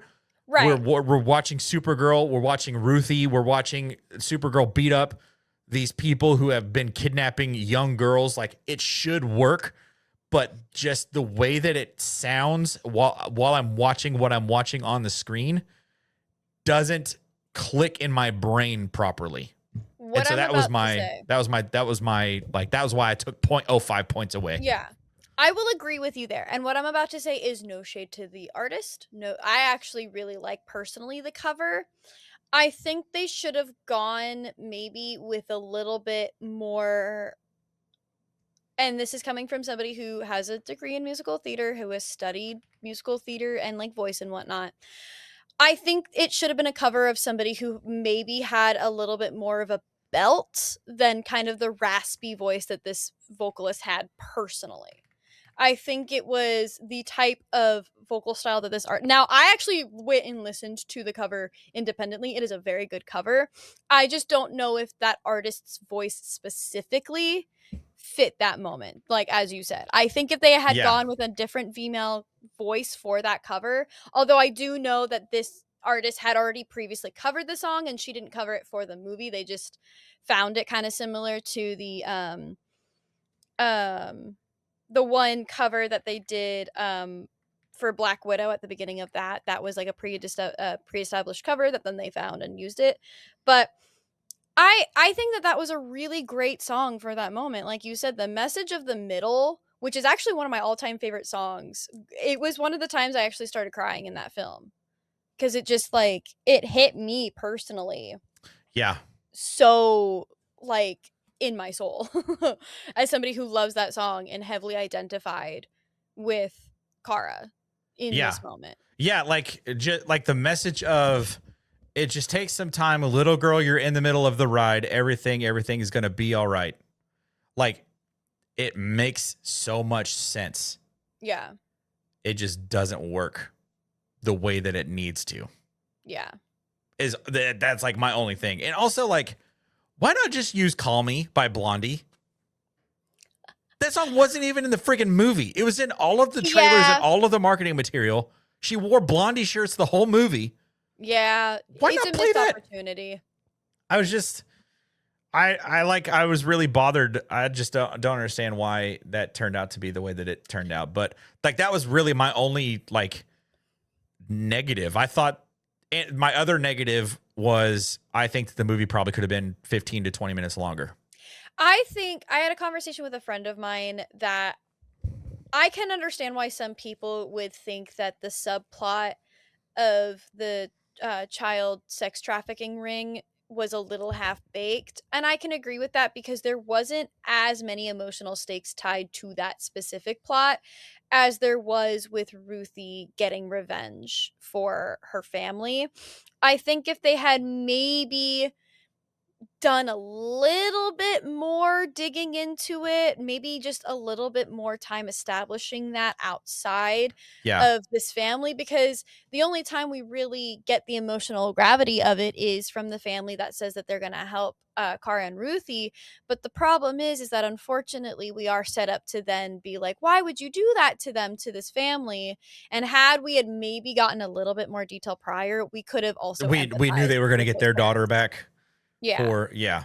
No, I agree. And I really think that that's kind of where some of that extra time that I think the movie needed could have been used Yeah. was boosting that through line, Mhm. because it does kind of feel like it's just a side quest that she's like freeing all of these girls that are being caught in being forced into child brides for this race of only men that or whatever.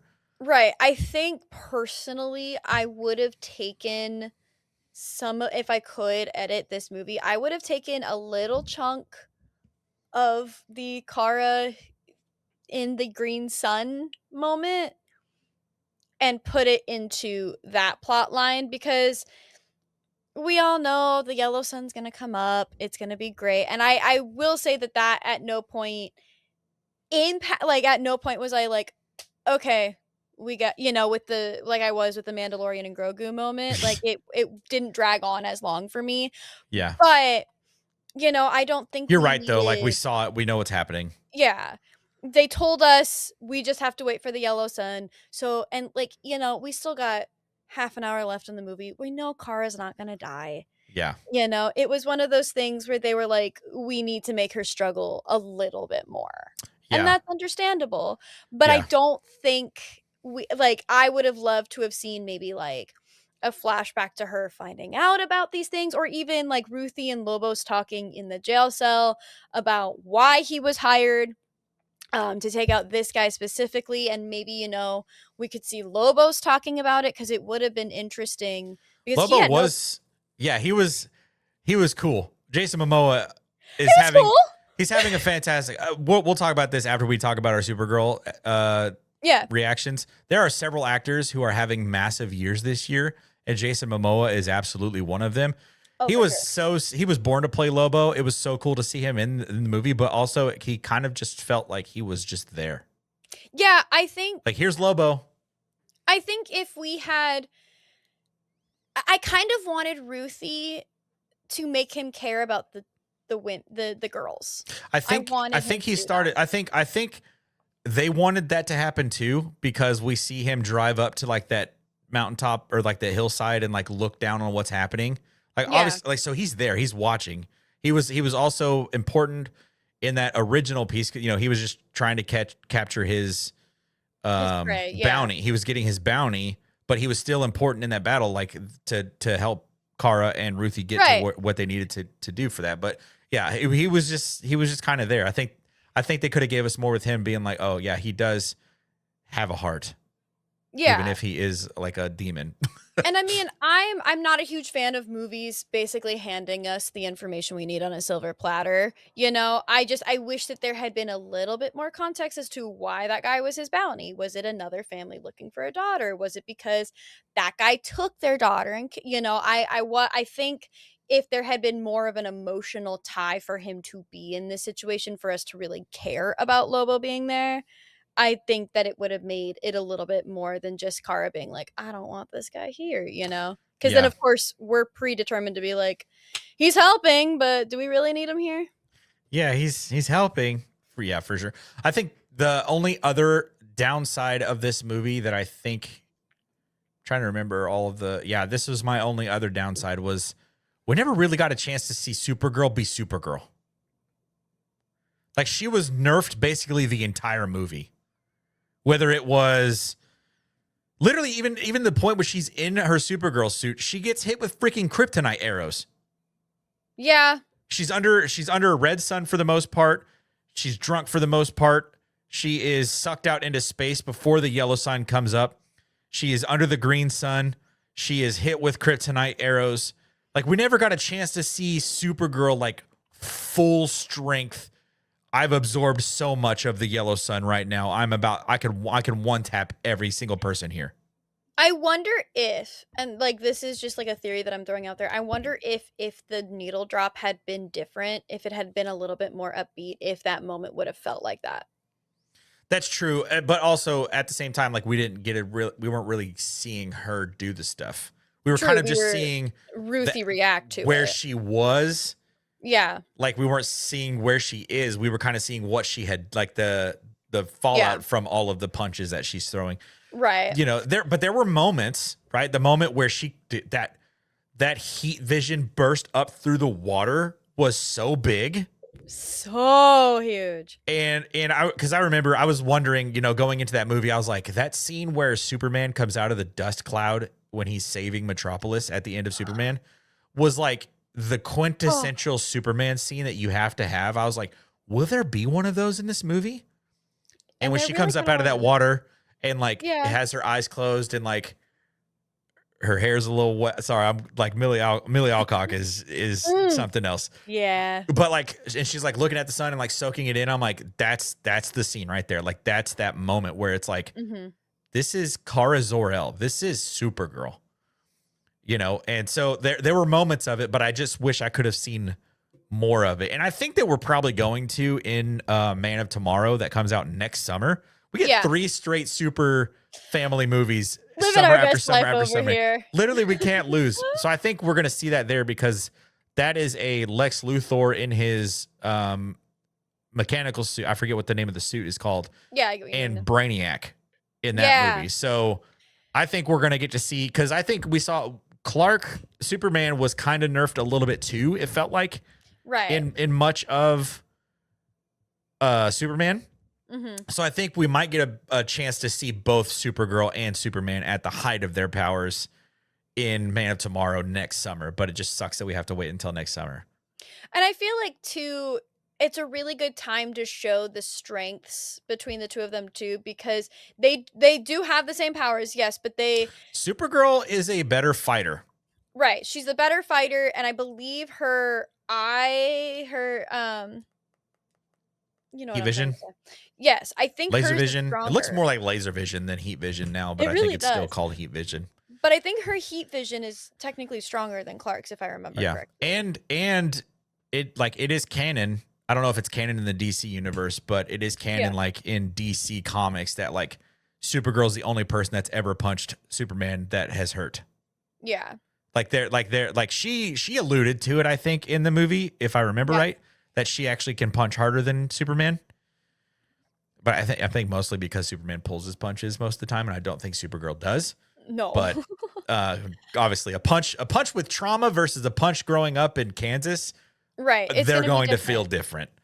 I do want to touch on that because obviously, you know, you and I both are like, what movie were the critics watching? I had texted you after I saw it, and I was like, that movie is just about me, and you can see part of my dog. Oh yeah. It was just a movie of, like, I think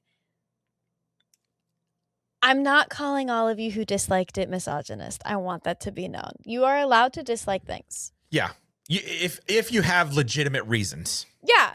And there are legitimate reasons to dislike this movie. Like, we're not sitting here being like, if you hate this movie, you hate women. However, I think a lot of the people who dislike this movie, some of it may be rooted in misogyny. And I feel like a lot of it does have to come from maybe just not empathizing with where Kara was in that moment. Because I have been in her shoes. Like I said, like I felt like that I was just watching a movie about me and my rescue dog, who may or may not be well trained. She's just very smart. You know, it's a movie about a young girl who lost her home, and the only way she feels that she can cope is with alcohol. Like, I don't know about all of you other mid to late 20 girlies out there. I feel like a lot of us can, you know, emphasize with that. But I think this movie really highlights a very unique struggle that a lot of women go through that I don't know if we've ever seen be taken seriously. Because the only ever time that I can think that compared to where Kara was at in this movie is the way that they treated Valkyrie in Thor Ragnarok. Yeah. But the problem with that is that her alcoholism was treated like a joke. Yeah. Yeah. That was a Thor movie. Yeah. 100%. I can definitely agree with that. And I think, I don't know if you watched it yet, but after I watched that movie, I came straight home and I clicked record because my personal channel, I'm doing like reactions to, these types of things. And I started crying in the middle of my reaction because and I talk about it, and I'm open about it in my reaction. I just watched last year, I watched my wife lose her mother. Yeah. And when I was sitting there and I was watching Kara sit next to her sick and dying mom in like her own home, it hit me in a way that I don't think it's going to hit a lot of people. Yeah. So like that got me in like a very, like there is heart in this movie. I think people just need to find it. Oh, absolutely. I think that's been kind of one of the biggest critiques from like the legitimate criticisms is that this movie lacks heart. And I'm like, what do you mean? Do you not own a dog? Like if someone took my Batman, I would literally drop a atomic bomb on their house. Especially like, so for me, so I got NASA. I adopted NASA in 2019. I still lived in Minnesota. I had, everything that I had going on in 2019 in Minnesota. The only thing I have from that life now is NASA. Yeah. I unfortunately don't have those friends anymore. Yeah. The person who was your only connection back to, is my dog, and she went with me through COVID. She was all I had when I was dying of COVID. She went with me to New York for college. She came out here with me for college. She witnessed my biggest heartbreak of my, like NASA. Yeah. She's your trash eating dog that you found on Argo. Yeah. At your mom's funeral. Yeah. It's not just, like. And the moment that dog came into her life too, I think people don't give enough credit to. Like she's walking into her mom's funeral. That dog is like that trend that you see on TikTok where it's like your spirit dog. That dog is Kara's spirit dog. 100%. That is the dog that she got when she was a teenager who healed her in a way that she didn't realize she needed to be healed. And we got a chance to see in some of the messages from Superman to Supergirl, he cares about Kara so much because obviously it's like his only blood relative that's still alive. Yeah. So when we see him react the way that he reacts when Lex takes Crypto in Superman, so much more. Yeah. It makes so much more sense after this because we're like, you don't even like this dog. Why are you like you're calling it the dog? Where's the dog, Lex? Where's the dog? Right. We see why he cares so much because he knows how much that dog means to his cousin. Plus, it's like, Lex, if you think I'm bad about this dog, you need me to get this dog from you because if my cousin comes home and he's not here, you're in big trouble because she handles things a little differently than I do. I'm not going to kill you. Kara will. She will throw you into the sun. Yeah. And then go to a red one and get drunk and celebrate. Yeah. Like that's what she'll do. Let me ask you this. Yeah. Was it a bummer to you that Kara didn't experience Krypton and she just experienced Argo? No. Okay. I think she did experience enough of Krypton. Yeah, it to still, I think Argo is a little bit more of a fascinating idea to me than Krypton is because, I mean, how many Superman movies have we watched where it's like, yeah, Krypton's gone, Yeah. But how many Superman movies or really any DC things that we've seen that actually talk about Argo? Yeah. I'm excited to explore more about that, honestly. I wonder too if like Brainiac has it in Man of Tomorrow, like if he has it in his little jar thing of all his collections. Yeah. Like I'm curious to see what happens. I think that'll be fun. And maybe that's why they gave us Kara from Argo instead of Kara from Krypton. Yeah. It was interesting changing up of kind of their story. With her now actually being younger. Yeah. Yeah. The timing of things, right? She was older when she got sent with Clark at the same time. But then she gets caught up in like a weird time warp type thing, doesn't actually show up to Earth until he's already fully grown. Like that part, like that typical story. I think it was interesting that we got a change on that, a new take. Hot take. I think the changes that the DC universe are doing to the timeline and to canon events that we all know and love from the comics make way more sense than the timeline and fact changes that the MCU is doing. I don't like that Tony Stark made Ultron. I don't think it made any sense. I think it Oh, came out of nowhere. I just some of the details that they have changed in the MCU about certain characters, I don't think work as well as the details that they have changed in the DCU. I think the well, DCU is we're doing a only better job. we're only 2 movies in, so don't get too Who I excited. mean, yeah, like so far, so far. I do Yeah. On that note, I know a lot of people's critique about this movie is that it didn't do anything groundbreaking for the superhero genre.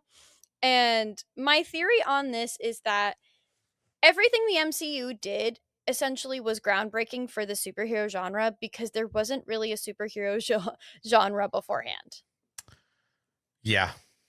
So, and when you watch There had been some of these, stuff, right? Like we had right, X-Men movies. but Mutants aren't the like same thing as right, there yeah. wasn't like a genre really other than Star Wars, but even then Star Wars was like episode, but there weren't like these independent films that then led into a bigger plot really.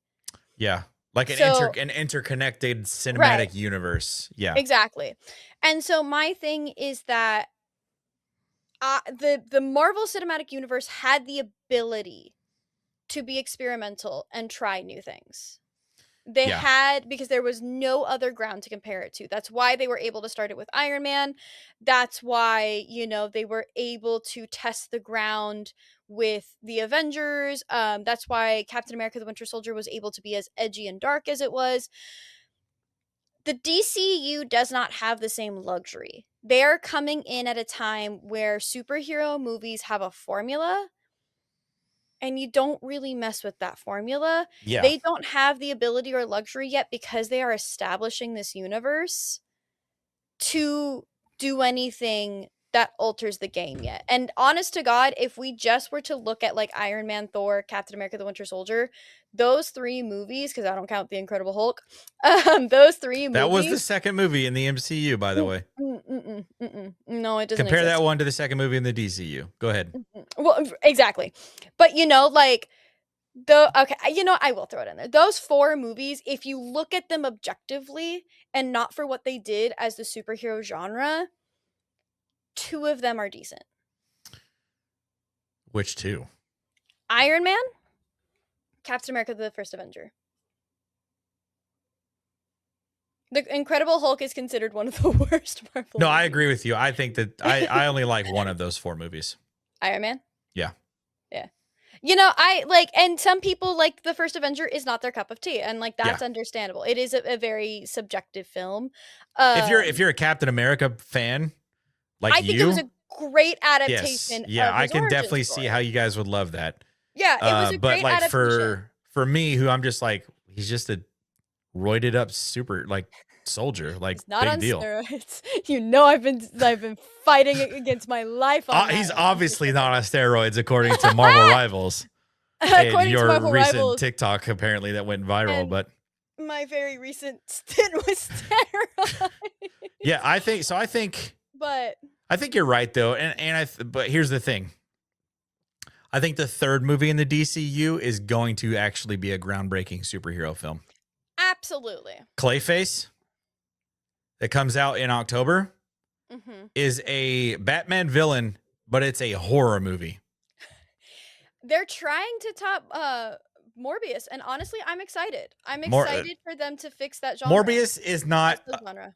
in the MCU also at the same time. Like that is technically not in the MCU. Really. It's in the Sony universe, isn't it? Yes. Clayface is being directed by James Watkins, who I believe was what movies did he do? He did The Woman in Black.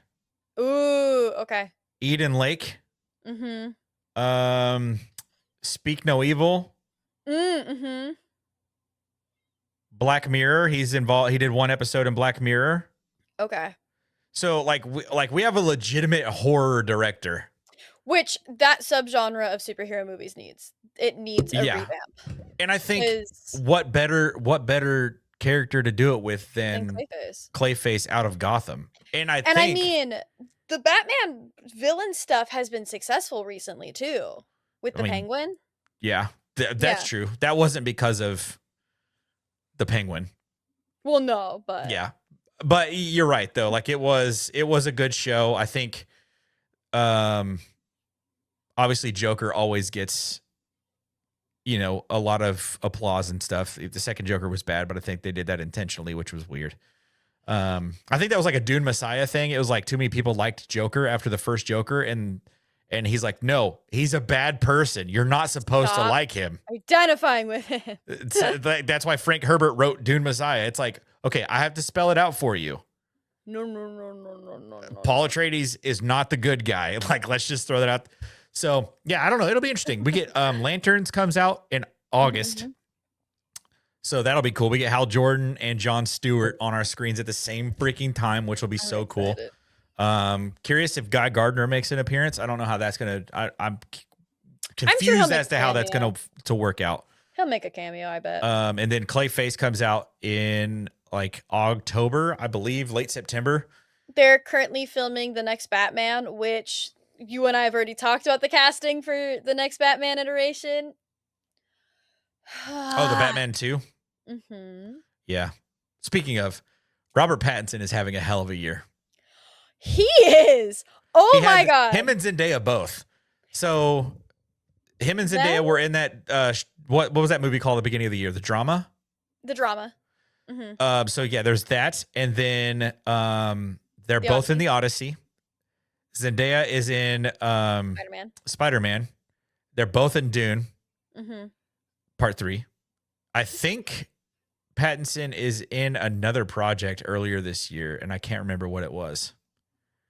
Was it? It wasn't that Mickey movie because that came out last year. That was last year. Yeah. I mean, you can go to last year and the year before. Like Pattinson has been on a heater lately. Anne Hathaway is also having a massive year. Anne Hathaway, Zendaya. For those of you who don't know, Mariska Hargitay is having like the year of like successful side quests, and we love that for her. Yeah. So shout out to all these young up and coming actors that we're getting a chance to see, because it has been so much fun. Like I know that you don't watch House of the Dragon. I don't. I'm sorry. Emma Darcy. Mm-hmm. The performance that they have been putting on in this TV show is literally worthy of every single award possible. I have been blown away by what Emma Darcy has been doing in that. So this year has just been full of fantastic performances from actors all across the board. And I think we're going to see a very, very, very, very good one from Tom Holland at the end of July. When Spider-Man... What is it called? Spider-Man Brand New Day? Brand New Day. When that comes out? I need to confess something. The only of Tom Holland's Spider-Man films that I have seen is Homecoming. Purely because I grew up with the Tobey Maguire Spider-Man films. Yeah, same. I am a believer in your friendly neighborhood Spider-Man. I don't like that after Homecoming it has not been a friendly neighborhood Spider-Man. Like I have distanced myself from the films because it's like it doesn't feel like Spider-Man. I think it's the Avengers' fault. Yeah, but when I tell you that this film feels like a Spider-Man film, except now, if you are somebody who avoids Brand New Day trailers, plug your ears, take off your headphones, maybe skip a couple seconds ahead. Fun fact about me. If you could not tell by the fact that my hair is a reddish orange, I am a Jean Grey fanatic. I'm not even going to call myself a fan. I'm a Jean Grey fanatic. That woman... If I could have any superpower, it would be what Jean Grey possesses. Yeah. Jean Grey to me... Like, Jean Grey to me is at a Steve Rogers level of importance to me. That is how much I love Wow. her. She, as a kid, she is, you know, how my fellow bisexuals out there will understand the gay awakening. Jean Grey was simultaneously my gay awakening and my gender awakening. I say as a non-binary person. I have a lot of love about Jean Grey, and unfortunately, there has been a lot of mischaracterization of her in some of the previous X-Men movies and in the more recent ones, which sucks because Sophie Turner was a great casting for that. Agreed. Is that who Sophie or Sadie Sink is playing? I'm praying it's not. Really? I'm praying it's not. I love Sadie Sink. I Who could love she Sadie be Sink. though? Like that's what I just don't There understand. actually are quite a few Spider-Man villains who are more like low-key villains who she could be. There is a character called Spider Queen who has a very similar ability. Like kind of The slow down time. the slowdown time thing I think is Mr. Negative. Okay, so there could be a lot of villains in this then. I think that's my thing is that if they are hinting towards Mr. Negative, it wouldn't make sense to also introduce Jean Grey in this film. It also, to me personally, would not make sense to introduce Jean Grey in a Spider-Man film. It would make no sense. That would be kind of dope though. It's like the X-Men's intro.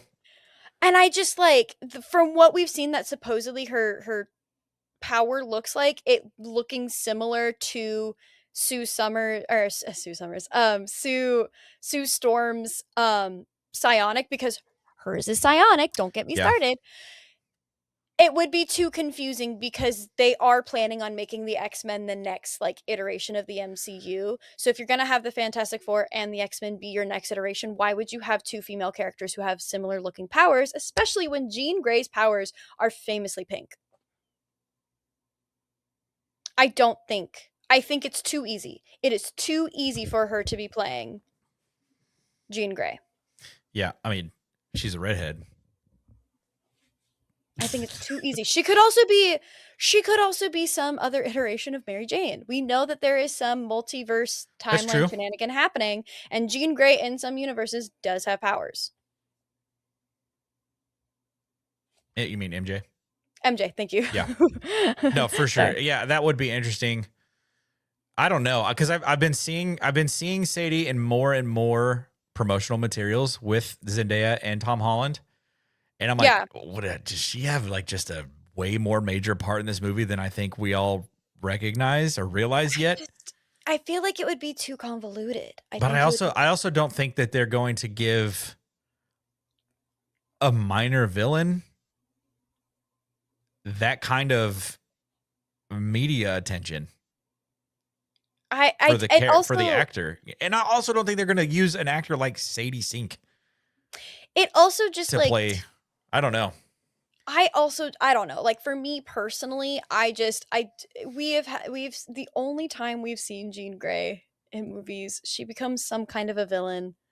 I can't do it again. I can't. You can't make me. Yeah. Dark Phoenix. She hasn't been a villain in the comics in such a long time. Yeah. And X-Men 97 has just been right. Like so cool. I think it's too easy. I feel like she's probably going to be some other classic Spider-Man character or some other like I think Spider Queen would be a really interesting choice. And I mean, it wouldn't be the first time that they had a big name and wasted it. They've done it before. That is true. And we haven't heard anything about her signing multiple contracts. And if she was Jean Grey, unfortunately, we would have heard of it by now. Yeah, that is true. And it's like impossible to keep things hush hush now. It's like I'm fairly certain that we're going to get to see the DCU Batman in Clayface. Yeah. But I feel like it's impossible. It's especially the biggest IP in comic book character history. Oh, for sure. That one is not going to stay under wraps. And I also don't think that's one of the most popular X-Men ever would be able to be kept under wraps at this. Like, so I don't know. I'm also at the point too, where it's like this movie comes out in 20 days. She could be Viper.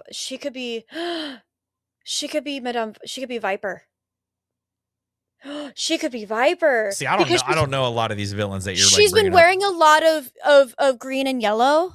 And so, of course, a lot of people are going to be like, oh, that's Jean Grey. No, no, no, no, no. You know who else wears a lot of green and yellow? Viper. She could be Viper. What about Rogue? No, because she would have to have the white streak. Actually, I think, yeah, you're right. I think I also saw that. I don't know what her name is. She was in that movie from earlier this year.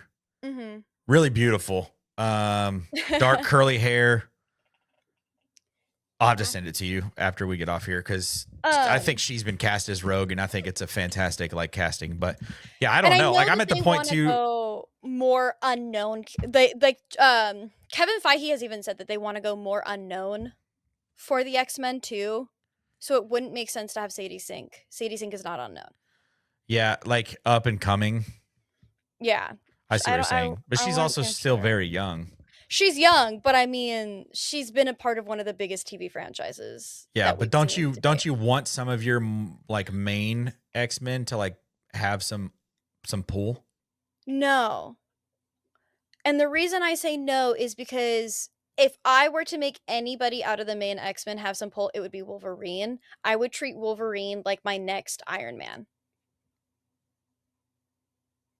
Because Robert Downey Jr. was really kind of the only like big name, because Chris Evans had only really done smaller movies at that time. Chris Hemsworth had only really done small movies at that time. So I would put Wolverine as, you know, a more well-known actor, and then have Jean, Scott, Rogue, so on, Storm, so on and so forth, be these smaller time actors that then they could build their career off of this. Yeah. I will say, going off of your point about spoilers, apparently the plot of Doomsday has been leaked by a Reddit user that this is not the first time he's done it. We're not going to talk about the plot leak. We're warning you. What it is. We're warning you now. It is out on the internet. I saw it on TikTok. I scrolled away. I was somewhat spoiled, but I scrolled away before I saw anything.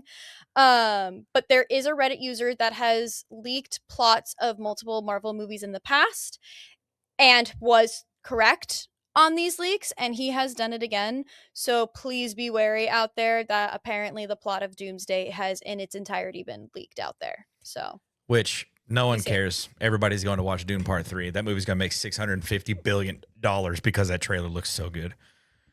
I'm going to be honest. No, I know. I think Doomsday is still going to make more money, but Dune Part 3, I think is... I was going to say, even if Dune wasn't coming out that same day, I don't think Doomsday is going to do as well as they think it would, just based on what some of the stuff that's coming out about it. Interesting. The things I'm seeing on socials is that people are like, we don't care about the Dune trailer. Like, we're all going to watch Doomsday.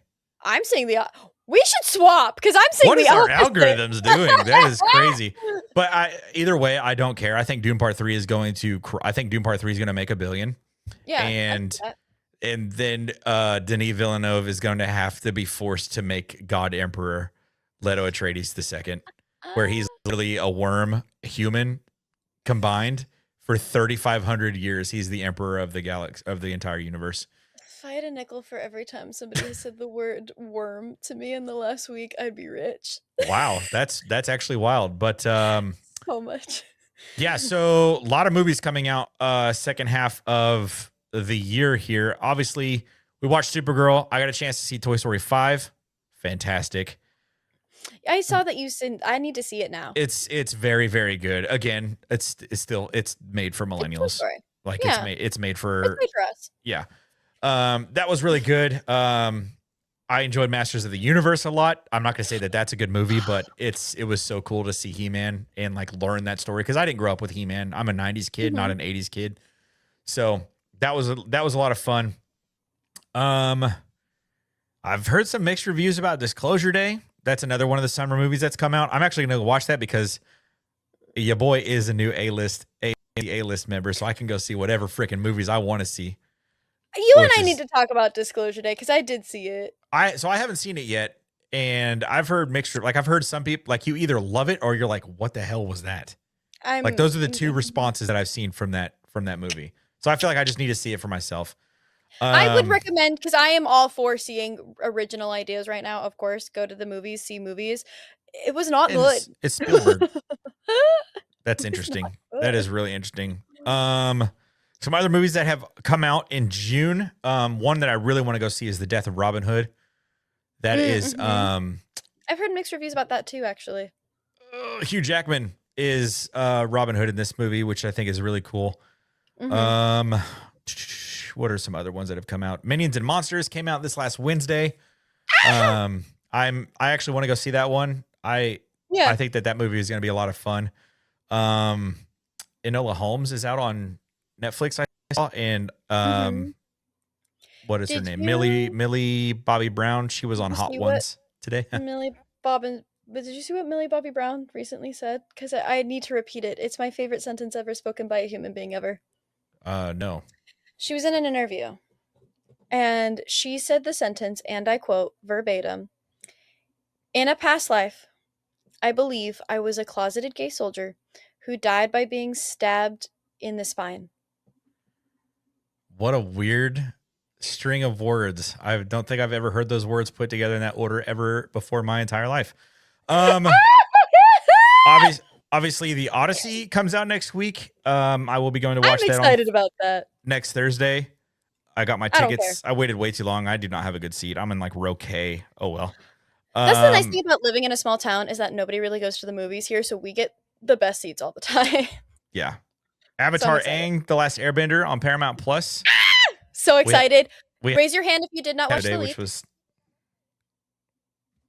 I did not watch The Leak because I am a good little boy. I did not I watch don't The do Leak. I don't do those types of things ever. Spider-Man, obviously brand new day, and then in Mhm. August we've got the end of Oak Street. I'm actually really excited about that one. It's Anne Mhm. Hathaway and Ewan McGregor, and their neighborhood gets time warped into the Jurassic era. It's You have to go Yeah. watch the trailer. It's crazy. Like that movie looks You had so me at Ewan cool. McGregor. Insidious, a new Insidious comes Mhm. out. Um, When is the movie with David Cornsweet, which happy birthday, David Cornsweet. Um, when is that movie about him being Mr. Irrelevant comes out? Because we had talked about that very briefly. I don't Is remember that still talking about coming that. out this year? Yeah, I he's didn't in know. a movie about like the Mr. Irrelevant in like the 1970s. It's not like a real movie. David Corn I'm not. Corn I don't know. football movie. Mr. Irrelevant, the John Tuggle story comes out Christmas Day. Oh, that's exciting. Yeah. Oh, it is a true story. Crazy. Anyway, yeah, that's coming out Christmas Day. You had me at David Cornsweet.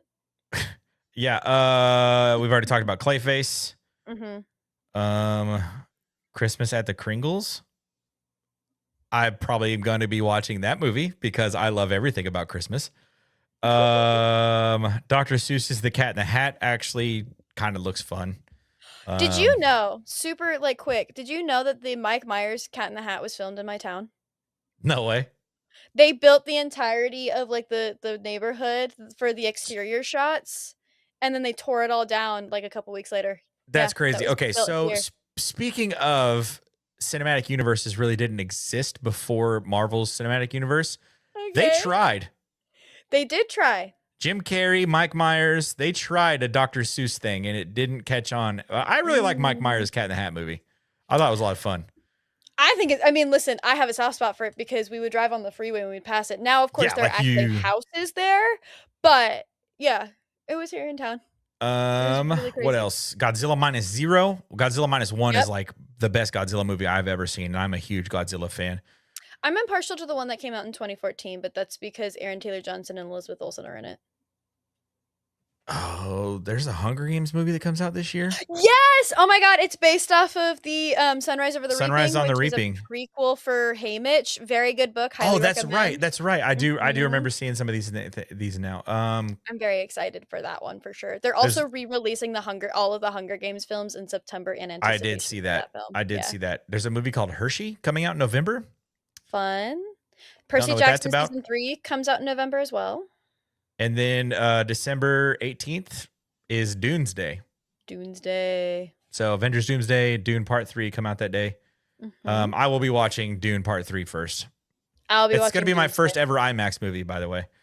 And then, yeah, Mr. Irrelevant, Jumanji 3, A Place in Hell, and Werewolf all come out on Christmas Day. I'm excited for Werewolf. Oh, Aaron So, Taylor Johnson. Lots of movies coming out the end of this year.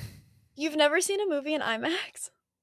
I've never watched a movie in IMAX before. You are my one tip, make sure you eat beforehand. I actually get nauseous in IMAX movies if I don't eat beforehand.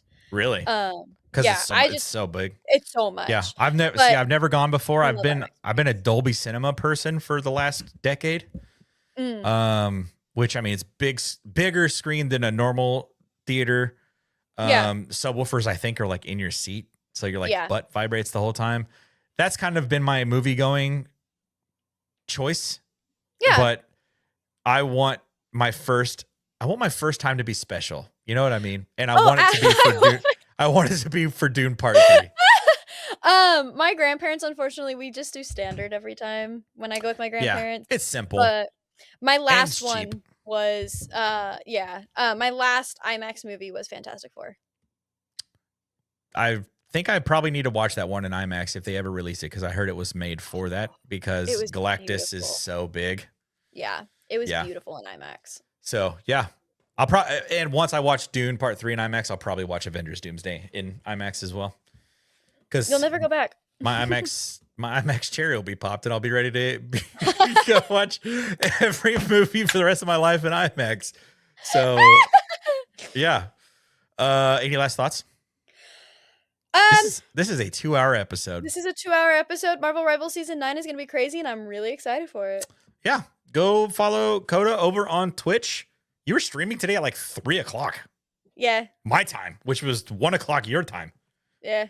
So yeah, go check Coda out on Twitch at Western Dakota. Actually, when this episode airs, Season 9 of Marvel Rivals will be live, and I will probably be streaming Season 9 of Marvel Rivals, so come on over. Yeah, it goes live tonight at my time, 2 a.m. There you go. Yeah, this will be live your time, 8 a.m. probably. So yeah, come hang out, play Marvel Rivals. Sweet. And before you leave, click that subscribe button, click that like button, and if you're still here, what is wrong with you? What are you doing? Oh my God. Also, I want to know how you guys feel about our power ranking. Do you like it? Do you disagree? Is anybody? Oh yeah. Who's your number we're one? gonna get shredded on Instagram. Oh, we absolutely are, and I'm excited for it. And Facebook. There is a Pro Football Hub Facebook page now that exists for anybody who still uses Facebook. So yeah, go follow. You guys following Pro Football Hub on Instagram and TikTok and Facebook? The Instagram and the Facebook have been made since the last episode of Gridiron Geeks came out. These are new things that have just happened. So you'll have to go. They'll be linked. You'll find them. They'll be linked in the description. Bye.